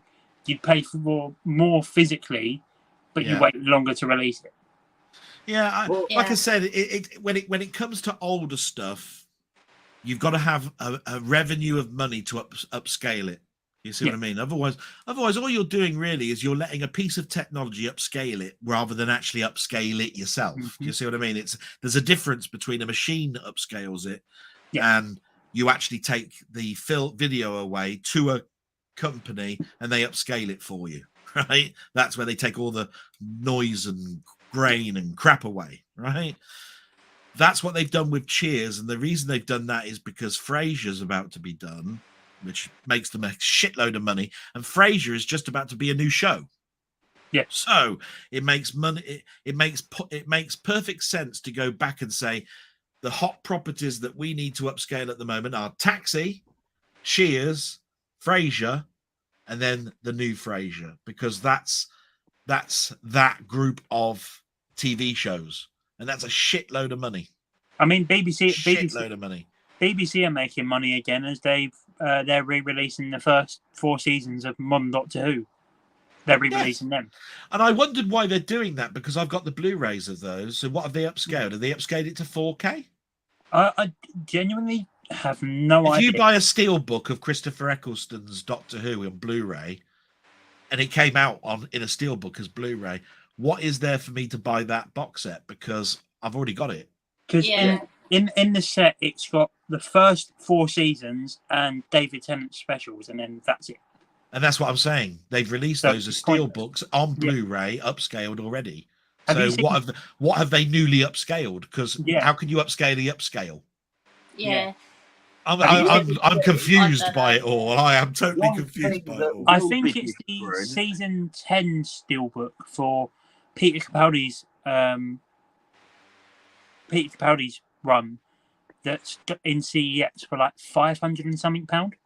Oh, God. Yeah, Wow. I ought to go into Gex now. I could buy a PlayStation with it. Right, okay. Yeah, it's about Top tip. £448. So Stupid. basically, I've just sold 1 Blu-ray and I've got a PS5. Speaking of the MCU and Marvel, and I don't know why they've done this, but you've heard of WandaVision, haven't you? Yeah. Unfortunately. It's Disney Plus only, but have you heard what they're actually doing? They're actually releasing WandaVision on Blu-ray Steelbook, but with no Blu-ray. You're just paying for the Steelbook. Yeah, I know. So they're It's releasing it for the Steelbook, and I'm like, why? Yeah, like Wanda. But the thing about the Wanda thing though was that was pulled immediately because it's not even Marvel that were releasing it. It was a third-party company that thought they had the license, and then they didn't get the license, and so it didn't even come out. I think the thought process behind it was their thinking was, well, everyone's buying bootleg copies of these. If we just release them as steelbooks, they'll just stick discs in them. Stick them in. Yeah, technically, yeah. If you go to Zavvi and you type in Steelbook, if you just go to Zavvi now and type in Steelbook, you'll see that there is an Avengers slipcover Steelbook with no disc in it, and it's $9.99. It's been there for about 10 years. Yeah. And I'm going, who wants that? It's got no disc in it. Yeah, And then it's weird. And all it says is Avengers Steelbook cover. That's all it says. Because there's a thing on there that's been on there for ages. It's the Iron Man trilogy, but it's in like the Tony Stark crate thing. Oh, there's one that's 4K, one that's Blu-ray, and it's like £99. It's a wooden crate with the film's inside it, some sort of like a thing from Tony Stark or something in it. It's all the blueprints for the Iron Man suit. That's it, yeah. There's no actual discs in the thing. There's no actual discs in there. You're just buying practically a crate. Oh god. Yeah. Like, what is the point? I don't know why they do it, to be honest. That's like me going to IKEA and buying a wardrobe with no doors. Yeah. I didn't like Zavvi's Z crates though either. They did these every month, these Z crates. Yeah. And it was like, there's going to be a random this or a random that in it, right? That's going to be worth up to this much money. So it makes it worthwhile. And you spent £49 on something that you had no idea what it was. And when you got it, it was a reprinted comic with a with a scratch and sniff card in it and a badge and a load of shit, and you just turn around and went, yeah, it may be worth $49.99, but it ain't worth jack shit to me. Now I've got to open up an eBay account and try and sell the piece of shit that you just sent me, whether it's numbered or not. But there's that way to do these dead crates when there's like a new Marvel film coming out and you think, Yeah. oh, go get this, big Avengers film. And... Guaranteed to have a steel book in it. Bollocks. Yeah. Yeah. Yeah. But just a heads up, in the small print, it's got no fucking disc, so there's no point in buying it. Yeah, but yeah. release it Yeah. anyway.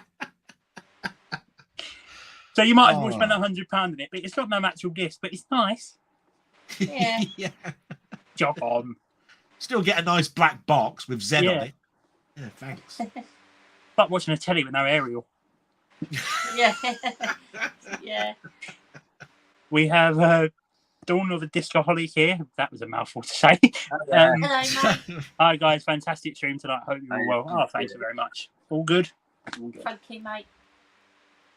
Mike, we have Mike saying, I think Netflix will release more physical media copies in the future after more shows are done. After that, they milk it.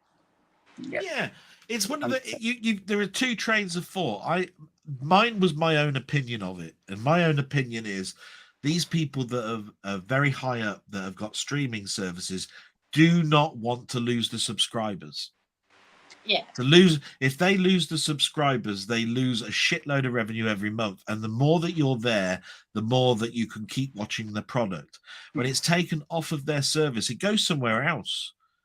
Yeah. All it does, it won't then, when they stop, make them go and say, right, I'm going to do a physical media copy of it. Doesn't necessarily mean that's going to happen because it just goes somewhere else. Something has to become really, really historic these days for them to do that. It might well be that there will be. I'll be proved wrong, but from my point of view, the model don't work if you bring physical media into it. The model just doesn't work. It's like the thing is when Disney Plus was first launched, it was during lockdown, and can you imagine how many subscribers they probably got during lockdown? Yeah. And Loads. then it's Absolutely like loads. when a new release came out, because people didn't want to go to the cinema because they were scared of catching COVID, they'd put a new film on premiere. Oh, it costs you £20, and people would actually pay that to watch it. And then, like 3 months later, oh, it's free on Disney Plus. I mean, Disney Plus came out during the pandemic, so everyone was subscribing to that straight away. The amount of new subscribers at Netflix was ridiculous. They've upped their prices 3 times since they've been out. It's now $10.99, I think, is the new price.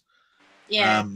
Netflix have turned around and said, we don't like this idea now of families, so we're going to take away the ability for you to have your friends, your friends and families having your account and having 5 different machines, 5 different tellies. We're taking that away from you, so everybody now has to subscribe. And the more that the subscribers drop, the more they have to put the price up. And so you're in a vicious circle until somebody turns around and says, streaming don't work either, does it? Because I'm not going to fork out £14 as well as my subscribing for satellite stuff, which we still all have. As far as I know, I still have Sky. I don't know I think other people have got Virgin and BT. I don't know.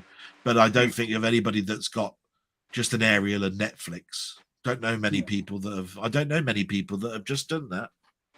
You'll have to prove me wrong on that, but I watch a lot of my stuff now on the computer, I have to say. I mean, I'm sitting more in front of this thing than I am watching in front of that thing behind me there. I've now gone down the route of buying a Fire Stick. Fire Sticks, yeah. Amazon. But getting it chipped, so... Yeah, but again, piracy. See how this... Piracy is one of those things that's a double-edged sword, right? Back in the day when computers were around, piracy was looked upon as being a big, massive headache. And so they put threats. You're going to get fined £5,000 per copy and all of this sort of shit. How many court cases have you heard where that actually happened? None. No, Yeah. There's none. Right? it's because they can't physically stop it. Well, there's that, but the other thing is they only really wanted the people that were on market stores flogging them on, right? Yeah. They spent millions and millions and millions on protection. That's the thing. They, to stop you from having to do it, you'd have to write out a bloody A5 sheet of paper with grid references on that have got colours like blue, green, yellow, red that you had to bloody type in and all sorts of shit, right? But what I'm trying to say is that fire sticks and chipping is piracy, whichever way you look at it. But if you didn't have a fire stick, I tell you, all that you do is people just now suddenly go on the internet and find Easy News again, and they start downloading stuff from Easy TV in torrents. And they go, right, the whole season of the whole season of Wednesday, I'll just download the whole lot, put it onto a drive, and I'll stream it to my telly because my telly's got media streaming. So there you are. I'll just stream it from a computer and watch it on there. Yeah. That's what happens. It goes underground. That doesn't stop a subscription, but does stop a physical media, because people, if they've got it in digital format, usually turn around and say, I don't need that now on disc. In fact, it's taking up less space. Yeah. And I've still got it. Do you see what I mean? And of course, the subscription could end and I've still got it because it's on my hard drive. You see what I mean? Yeah.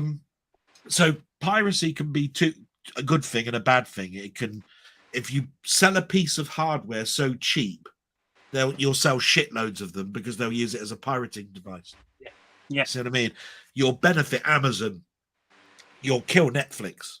You see what I mean? Netflix that all they'll do is they'll just try and make it so that the copy protection is broken or whatever it is. They have to keep spending money to stop the Fire Stick from working. You see what I mean? They have to keep putting shitloads of money into the software that's in the app. And then they'll put the subscription on because they'll turn around and say, we had to put money into this because people were pirating stuff. So we've upped it by another £1 this year. Yeah.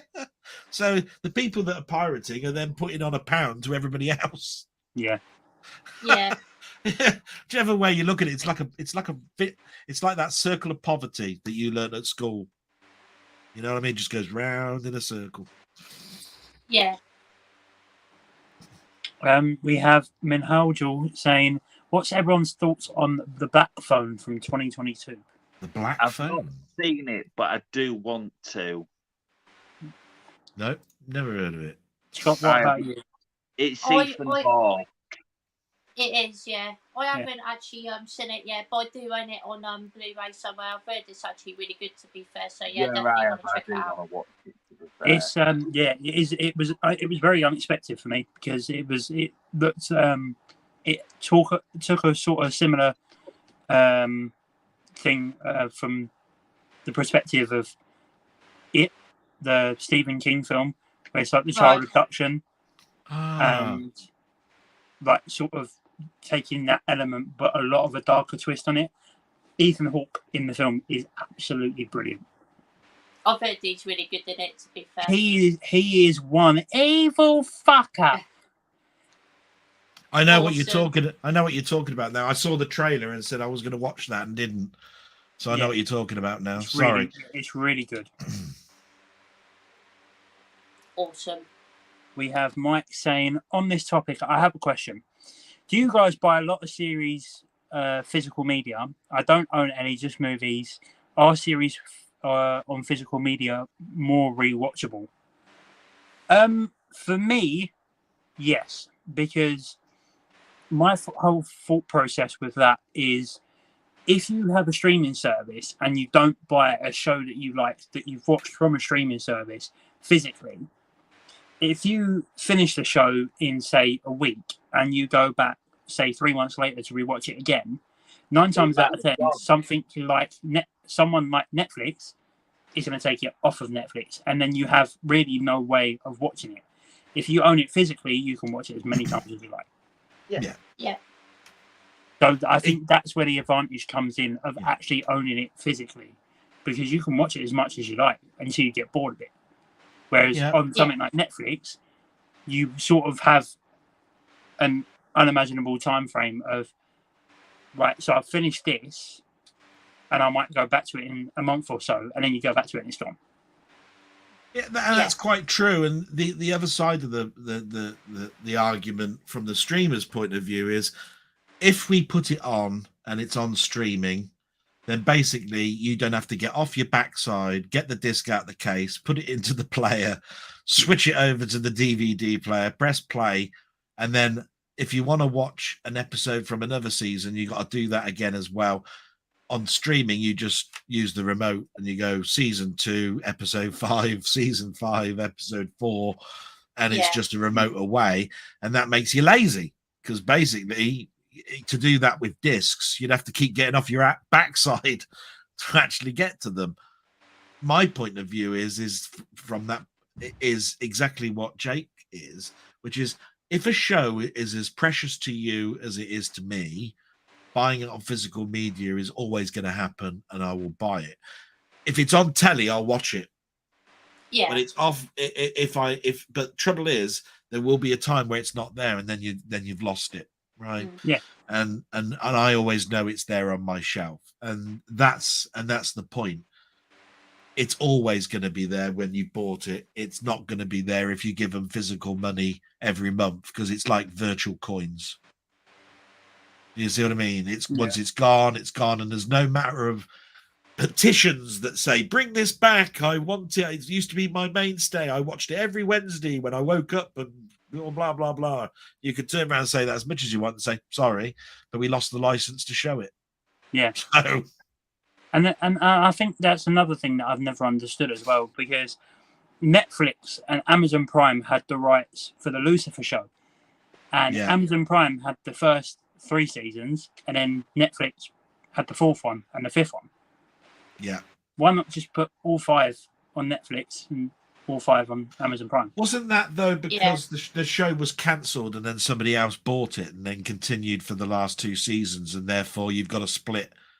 You've got to split in regards to who owns the rights to it. I think what it was is that Amazon Prime had the rights to bought the rights off of Jerry Bruckheimer for the first 3 seasons, and then Amazon Prime agreed to share it with Netflix, and then Netflix bought the rights for the last 2 seasons, and then it wasn't able to be shown and finished on Amazon Prime.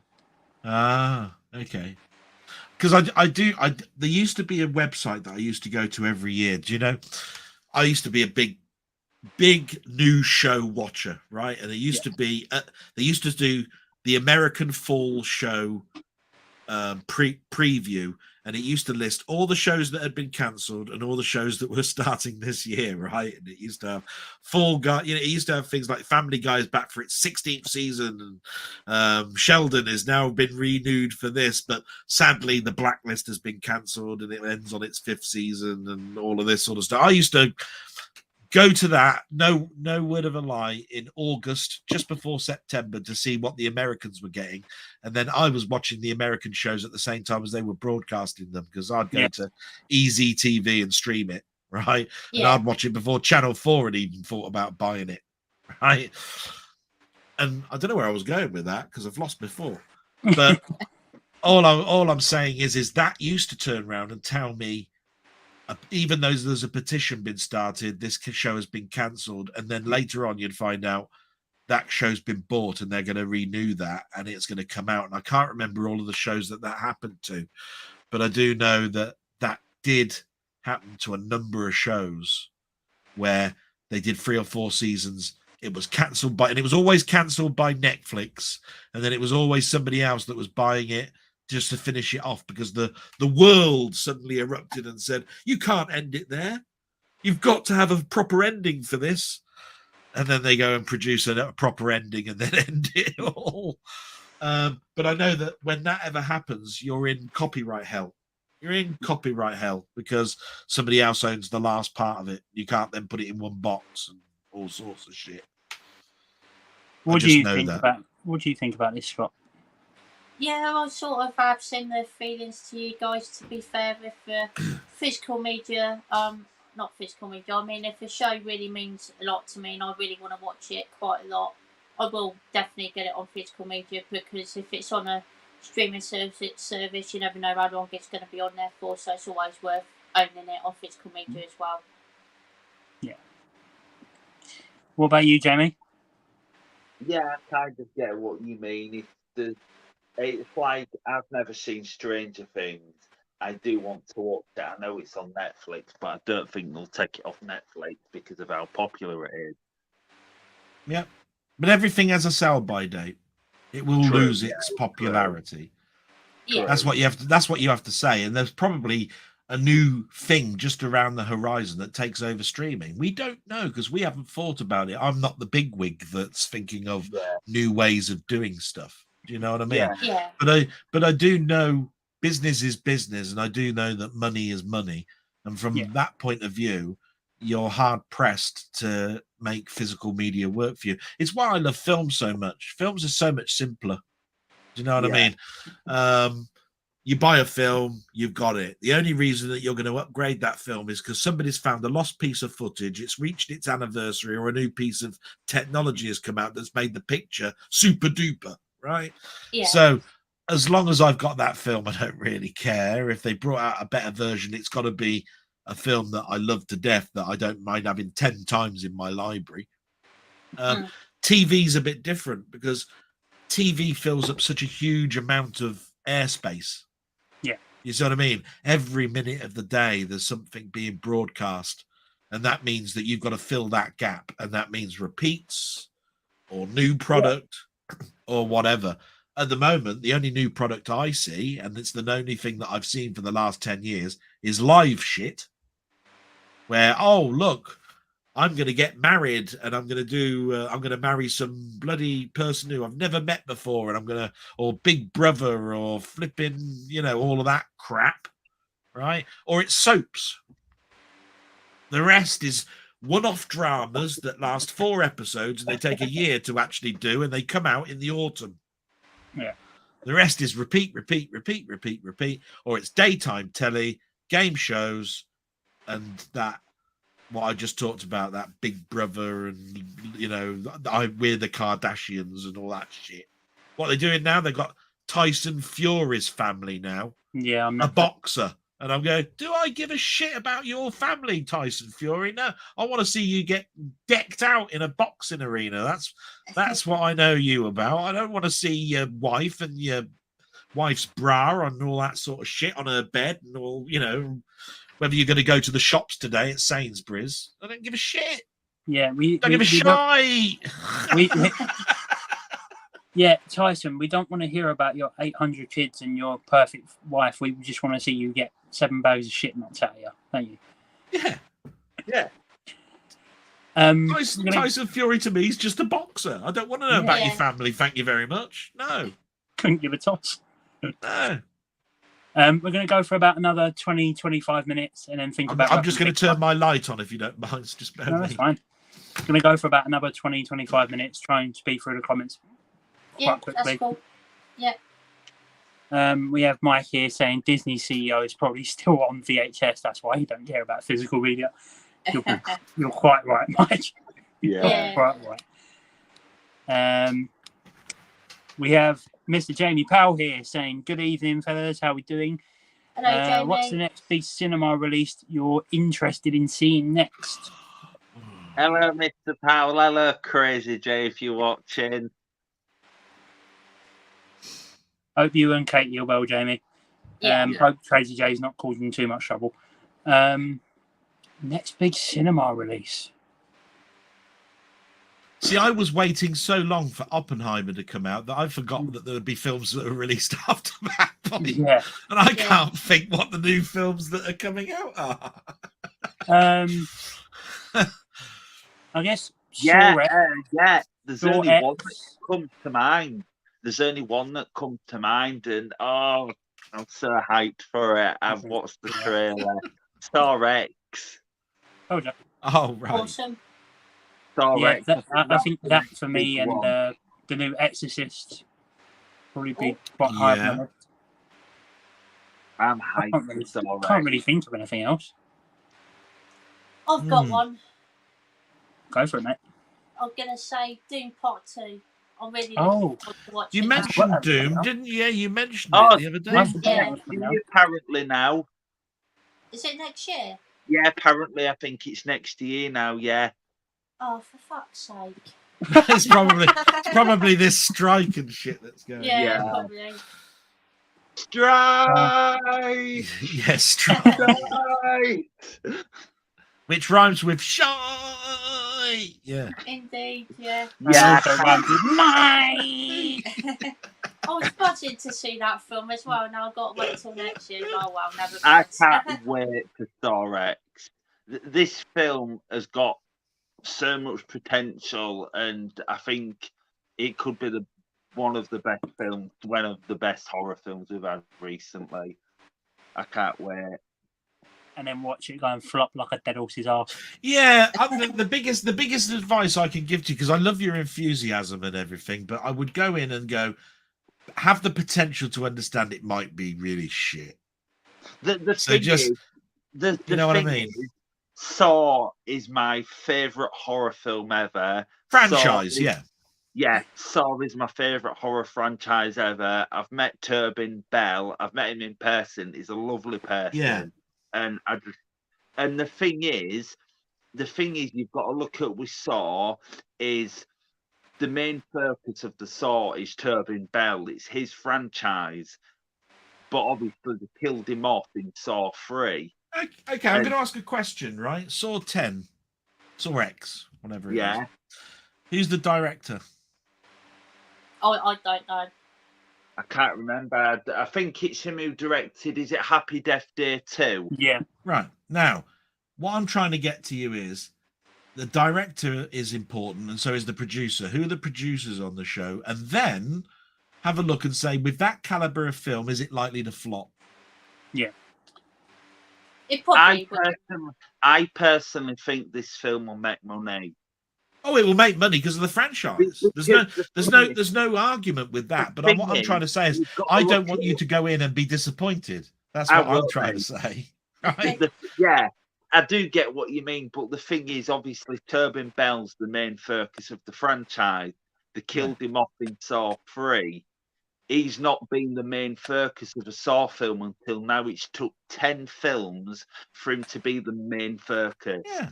Because the main focus of Saw X is technically set after Saw 1. So it's set between Saw 1 and Saw 2. Yeah. Because it's basically about Turbin Bell trying to get his tumour removed. And he travels somewhere to try and get it removed. But when he goes for the scan, that he finds out that they never ever removed his cancer. So No, I understand. I was being protective of you. That was all. Oh, because I mean, so all I'm trying to get at is Spider-Man's my character, right? And if if I was hyped over the next Spider-Man film, and I'm going, oh, it's going to be totally Spider-Man orientated, it's going to have none of that Peter Parker crap in it, and then when the film comes out, we find out that Spider-Man is a transsexual cross-dresser. Right, right. Who goes out at night? Webbing up people so that he can do his stand-up comedy. I'd be disappointed. Yeah, I would be. Yeah, and yet somebody told me, "Oh, but it's Spider-Man centric this time." I don't. Do you see what I'm getting at? I don't want you to be disappointed because it's all about Tobin's character, and then they actually go and wank that up. You see what I mean? Totally destroy it. His name is actually Penelope Parker. Yeah, that's right, Penelope Parker. Jamie's reaction to that though was just the best.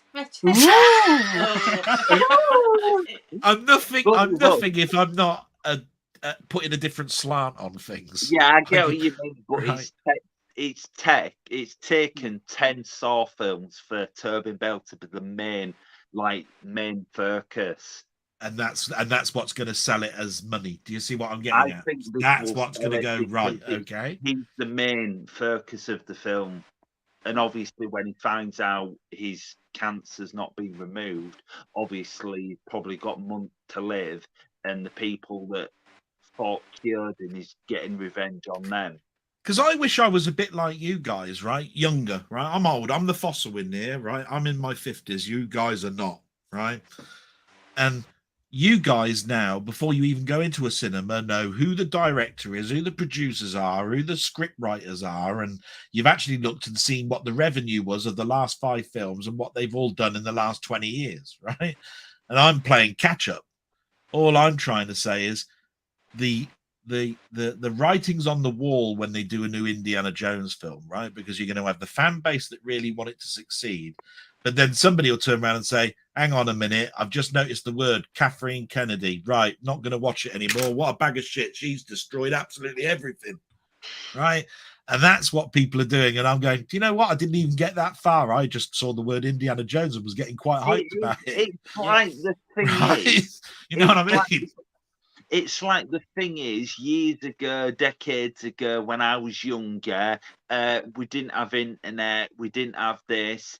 All we'd get for my local cinema is in the free press. Yeah, coming out next. There'd be a little advertisement at the bottom on one of the page, and it'd say this and this and this. I'll be like, oh, I want to watch that, and then we'd go in, absolutely nothing, and be like, you know what, I enjoyed that. But now it's like 2 days before a film's released. It's shit. It's awful. It's crap. It's the worst in the franchise. 2 days, 3 months before the films come out, it's leaked on the internet. And you can bloody watch it without going to the cinema. Yeah. That's the problem. And the trailer tells you everything about everything that's good in the film. And in fact, every joke that was probably in a comedy is in the trailer. So there's no good nothing to watch. And you just and all I'm saying is the internet is like everything, a double-edged sword. If it's used wisely, it's great. If it's not used widely, it can absolutely destroy everything in its path. And all I'm saying, and it's a shame, because I used to love the fact that when I went to the cinema, there was a book that said next month's movies are. Yeah. And you went through it, and you had, and all those sort of pictures. But they're talking now films 3 years in advance, like that. They must have mentioned Indiana Jones was coming out 3 years ago, and I'm going, I think it was. Right. By the time the film comes out, it's dead. Yeah, everybody's sick to death of the word Indiana for a start. Yeah, before they even get to Jones, you know what I mean. Before we get to the second word, people are just not bothered. But I'm ranting again. I do apologise, but it's an interesting conversation. But you guys just run rings round me. That's why, and I like that, because I learned so much from you guys. So thanks very much for that. So nice. No worries. Pleasure. It's our pleasure. Yeah. We have Manhajul saying, in your opinion, what's the best horror film from last year? Technically, that's easy because it made my top 5 last year. So Halloween Ends, which I absolutely love. I absolutely love Halloween Ends, and 90% of the population hate it, don't like it. I love That's fair enough. But again, that's your opinion, mate, and that's why film is so diverse. It's because everyone has a different opinion about film, and if everyone had the same opinion, we'd all be. I think one of the main reasons why I enjoy Halloween Ends a lot more than other people is because everyone watched the trailer, and because I said to myself, well, I never watched a single trailer for Halloween Ends because I didn't want to know what was going to happen or what. But the thing is, people were saying if you watch the trailer and then watch the film, you'll be disappointed because of how they made the trailer look good, like it was going to be something really good. Yeah. But when I watched the film and then watched the trailer, I liked the trailers, but I just didn't want to know anything really, so I went in blind, more or less. I go in with my first instinct. When that came up, I only thought of 2 films. And you've just brought in another one, and I'm sorry. So I must admit, Halloween was great. But the 2 films that instantly came into my brain, and I don't know why, and that was The Prey and Barbarian. And those were the only 2 films that came into my head when I saw horror film last year.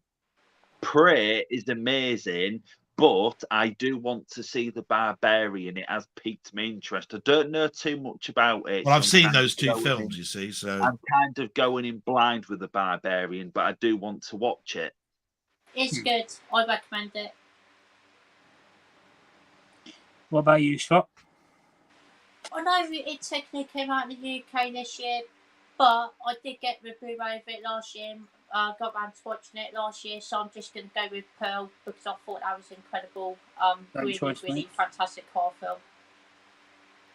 Excellent stuff. I think Nigel said Orphan was a good film, or is it Orphan First Kill? Yeah. Yeah. See, I'm looking at my pad here about films I need to watch. And he put Orphan, and I wrote that one down. Do you see what I mean? And I'm going, there must be 150 films that I need to watch in the horror genre from last year. Yeah. I've only seen Barbarian and The Prey, so you can understand where I'm coming from. Yeah. I'm going, I've got all this stuff to watch, Orphan and all that sort of stuff. You know, I don't know whether it's a good film or not, but all I know is that that's one that's written down. I'm going to go with Black Phone, actually. I think that was my favourite horror film of last year. Surprised me a lot. Awesome. We have Southend on Sea Arts saying, I have it on Blu-ray. I agree, its similarities to it. Ethan Hawke makes the film. They announced a 4K for it. Oh, nice. Awesome. Is it UK there? Doesn't really matter. All 4K discs are region free. Yeah. Yeah, true. That's definitely one I'd have to look into, especially if they release a nice stillput for it. We have Minhaljul saying, what's everyone's thoughts on Smile? I really like that one, especially the themes it had going for it. I've not watched it. I do own it, but I do need to watch it. But I know Nige didn't like it. Yeah. But I do want to watch it to see what it's like because it piqued my interest. I think that's one of the ones that I've got on order for a steel book. Yeah. The only thing I know about it is the director Parker Finn is split in regards to whether the people like his films or not. That's all I pretty much know about it. I thought it had an intriguing front cover to the steel book, so I went, I'll order it. And it hasn't. I haven't got it yet, so I can't answer the question until it actually arrives. What about you, Scott? I haven't seen it yet, unfortunately. I do own it on 4K. I've been meaning to watch it for quite a while, to be fair. I heard really good things about it, but I heard Nigel's opinion on it, and then it sort of a little bit. But I will get around to watching it at some point. For me, it falls into the same category as Ari Aster's Midsummer. It's a very Marmite film. You're either going to love it or you hate it. It's one of those type of films. For me, I personally liked it because the whole premise and the whole story behind it really intrigued me. And I think making up films like that is something. Yeah, we've seen it done before. The thing is with the film Midsummer, I love Midsummer. I think it's an absolute masterpiece. Believe it or not, 2019 when Midsummer was released, it was actually my second favorite film of 2019. I love Midsummer a lot. Don't forget, you got to write that list out for me. You know. Yeah. Masterpiece. All of that sort of stuff, and you got to write down why this one's a masterpiece. It's got to fit in 4 categories before it can be a masterpiece. Just remember that. It's going to take you ages with that bookshelf behind you. Yeah. You've got to get it ready for Wednesday. Thanks very much. That's your homework. All right. You got till Wednesday to do it. And if it's not on my laptop by 12 o'clock on Wednesday, you're fired. And if you turn around to me and say, I've got 600 films and 500 are masterpieces, you've done it wrong. Go back to the beginning. He doesn't even know what to say. He's just like, yep. We have Arman saying, hello guys, how are you? Hello. Hello, mate. Good, thank you. Does anyone like Dr. Sleep? Can I answer this? Can I answer this? Because I've read this question. Right, Can I read the rest of then. the comment first? Right. I know what it says. Yeah, fair enough. Go on then. So Anyone got stopwatch? personally, I actually agree. Out of all the horror films, out of all the horror films ever made, I think Shining is one of the most overrated films ever.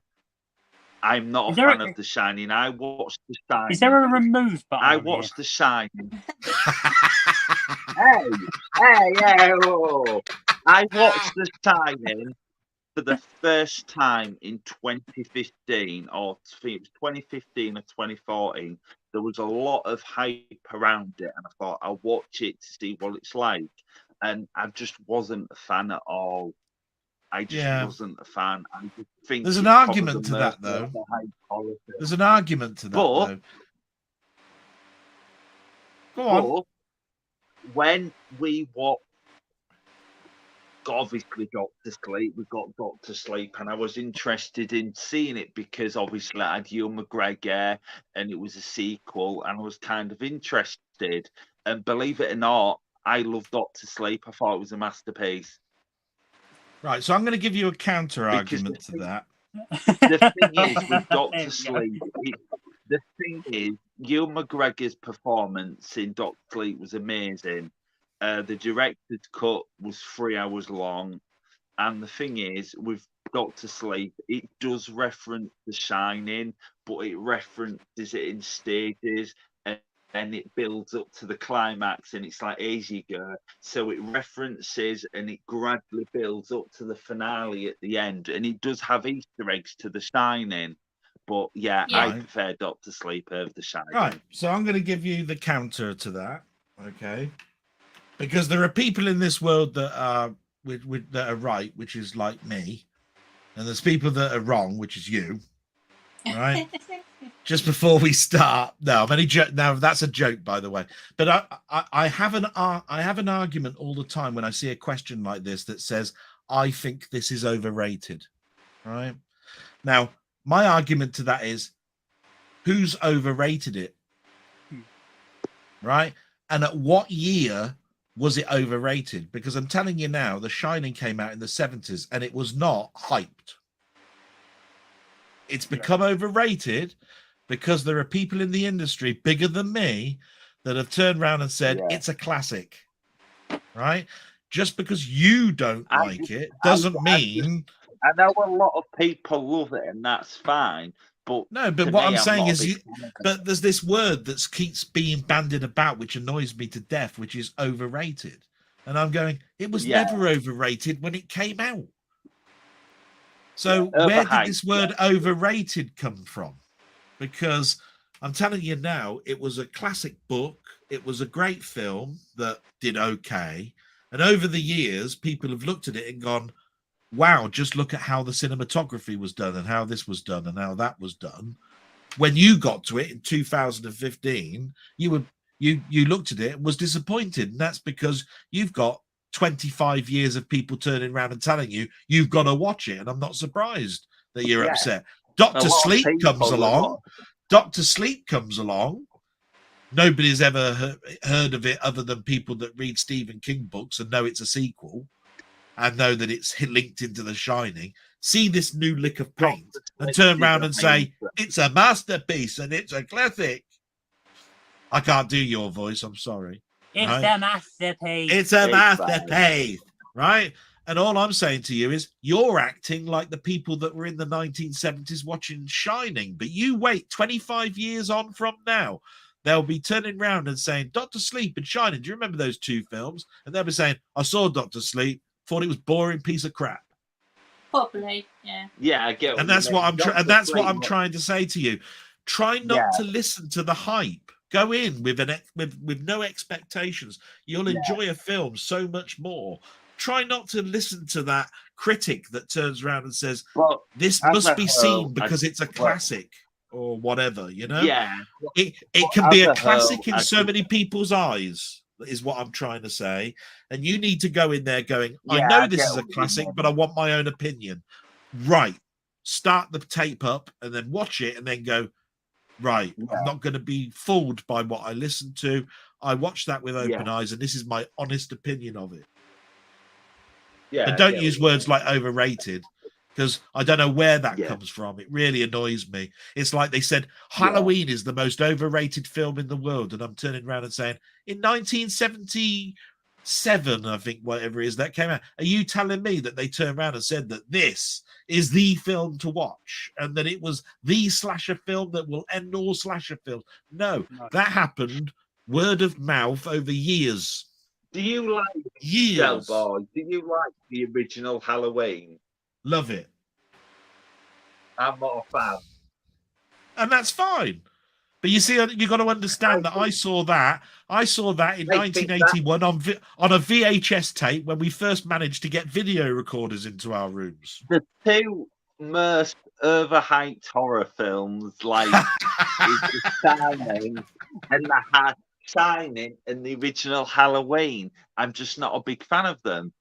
Yeah. But what you see, the difference between you and me is that you've seen Halloween probably out of sequence. You've probably seen Halloween Ends before you saw the 1977 Halloween. Now, I've had the luxury.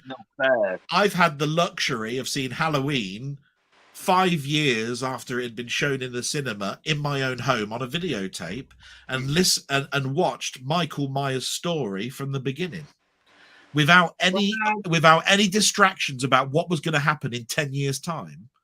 Right, which is what some people do. They watch Halloween Ends and then they go back to the original and they're going, "Oh, that's so much better." But I'm saying, look, back in 1977, we didn't even know who the fuck Michael Myers was. He was just some bloke with a knife in his hand.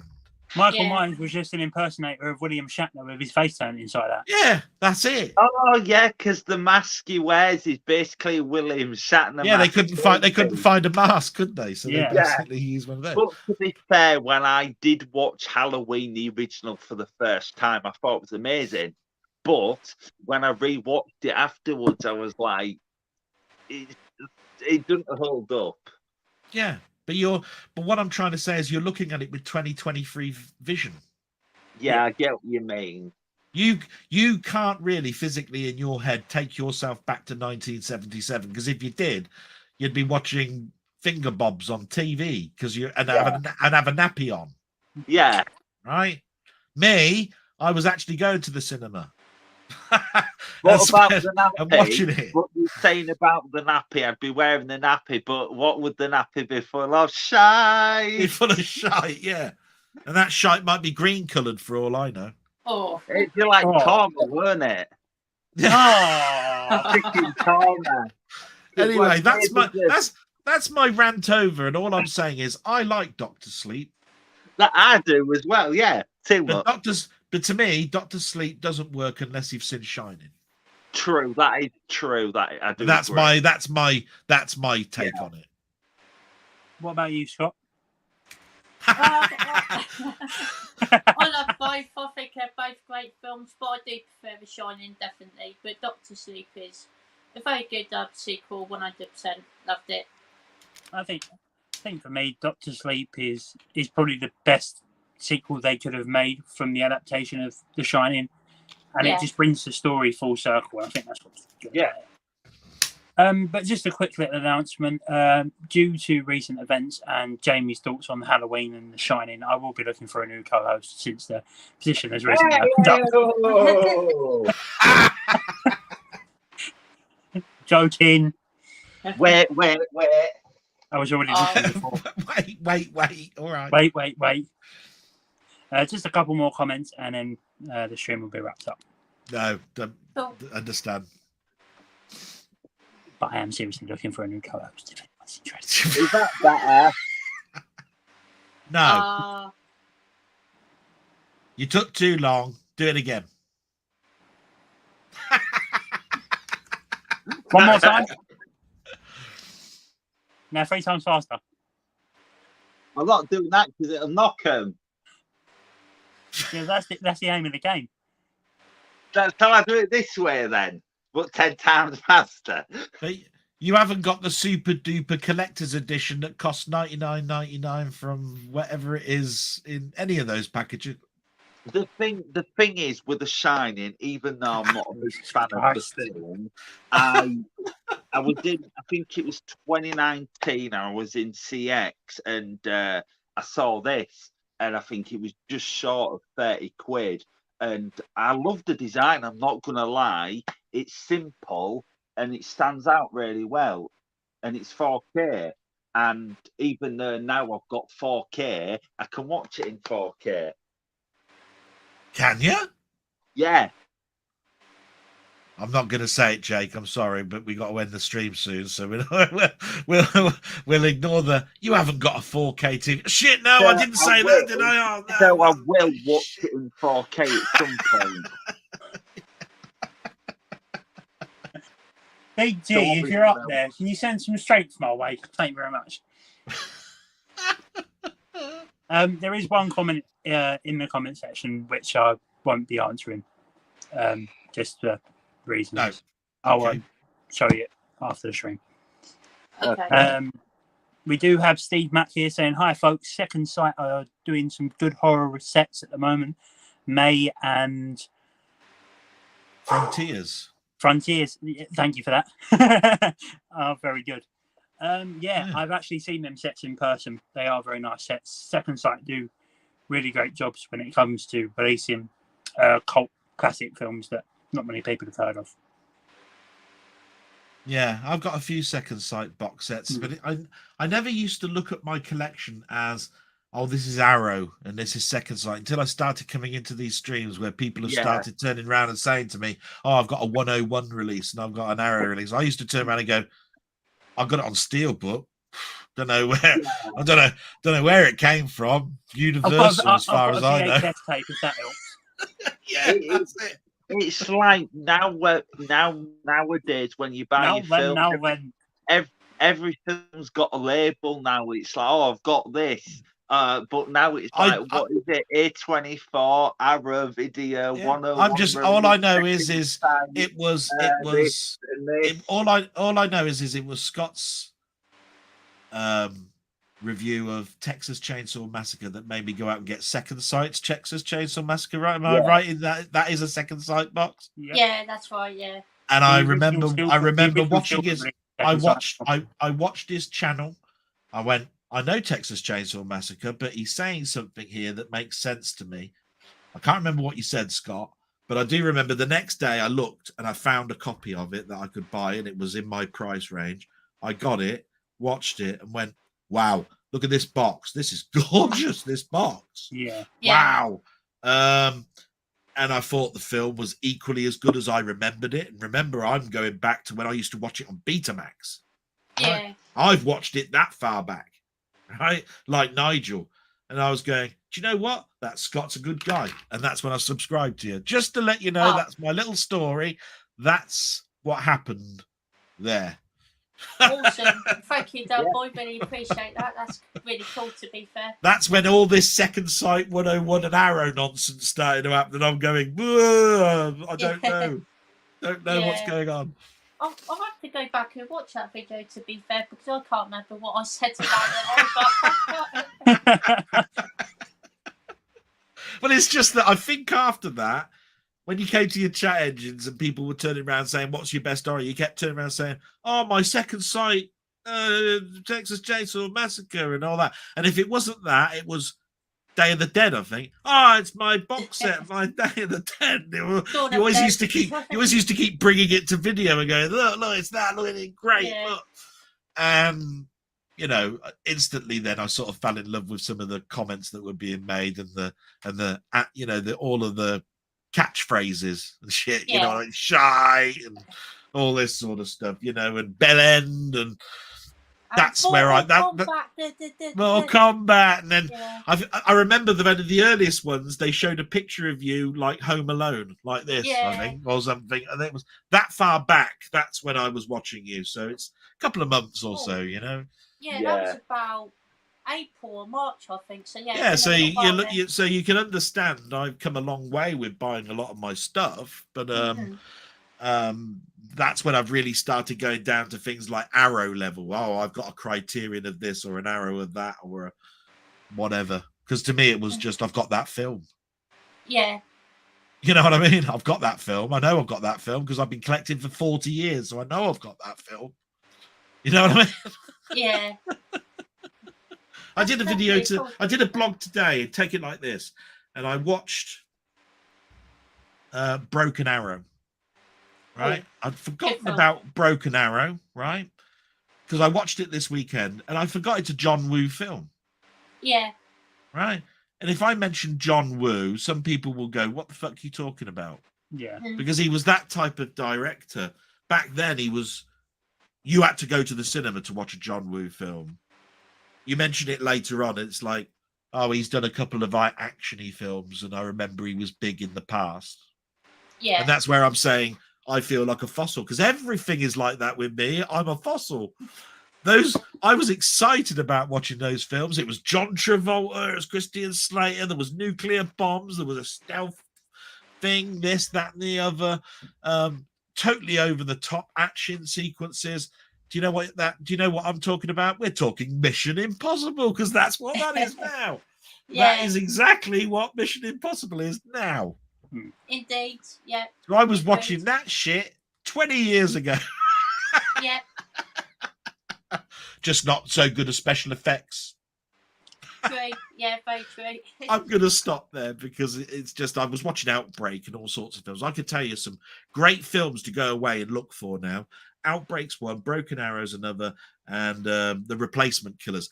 Definitely The Replacement Killers if you want a film that's fast, action-paced, and is all about gunplay, guns going everywhere, like John Wick. It is a John Wick 90s version. I have heard of that film before, to be fair. I really do want to watch that one. Yeah, so if I could give you a recommendation to go anywhere, just go and watch The Replacement Killers. Tell me what you think about it. Will do. Chow Yun Fat, and it's it's produced by John Woo. So there you go. Oh, awesome. Woo. Woo. Woo. You never know. It could be a 4K. Okay. And it could end up being a masterpiece. It's a masterpiece. John's done a film. John. Woo! And that, ladies and gentlemen, is why I'm looking for a new co-host.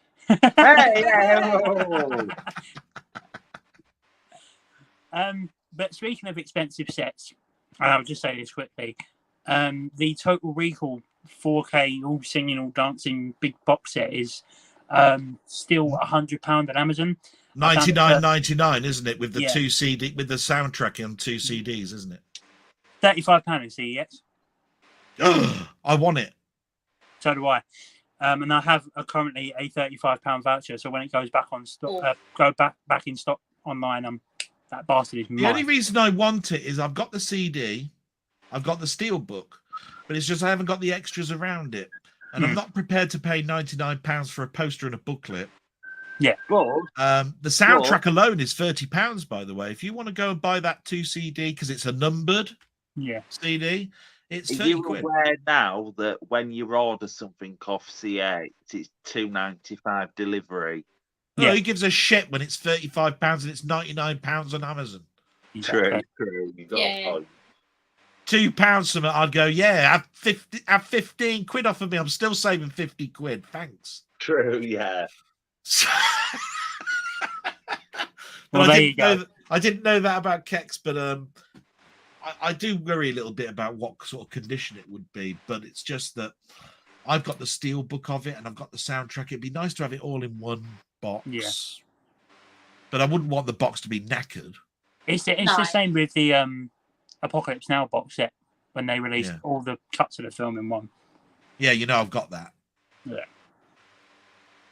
I can go get it off my shelf now. It's 4 films in one box. I think that's £25 in CEX. The steelbook with all of them in is £35. Wow. Is it the same one as what? Hang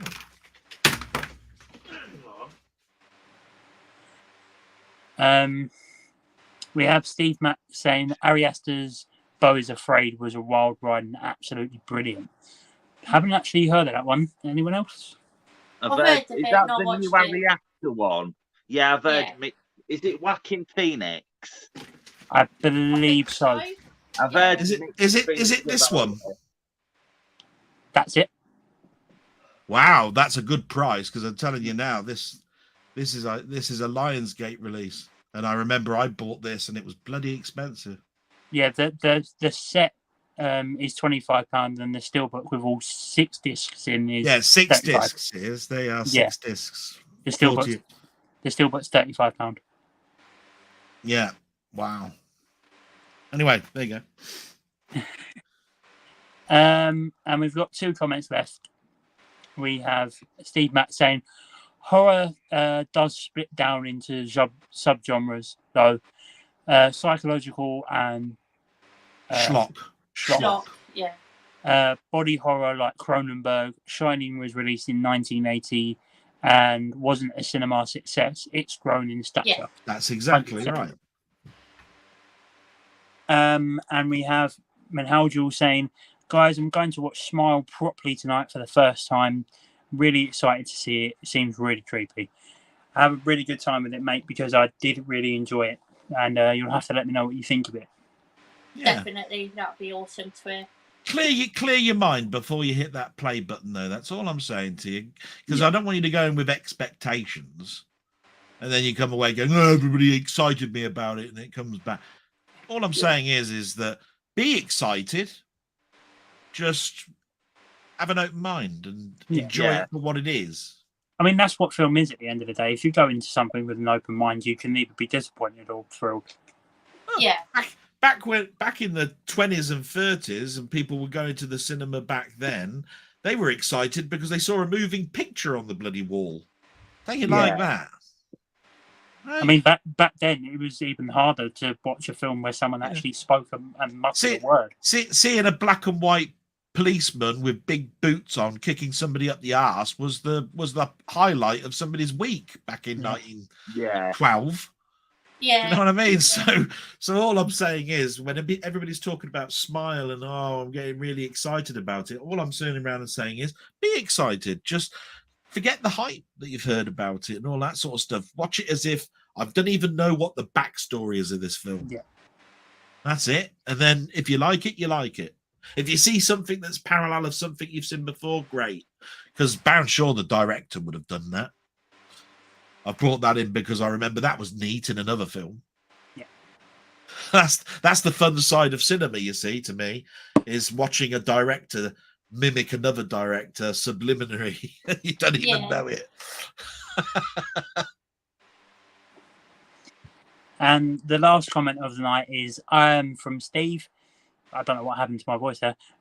Is from Steve Mack saying, I remember The Replacement Killers, directed by Antoine Fuqua.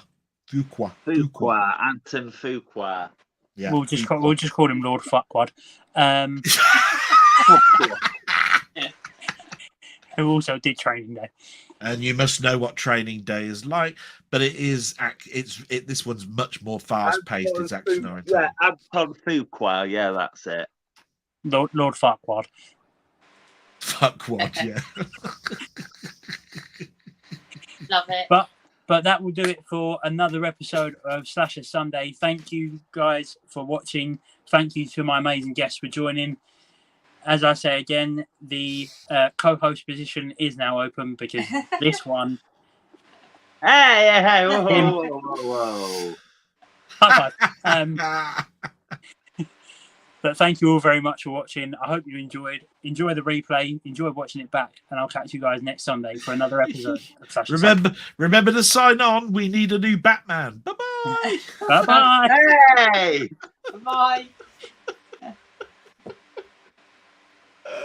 Bye.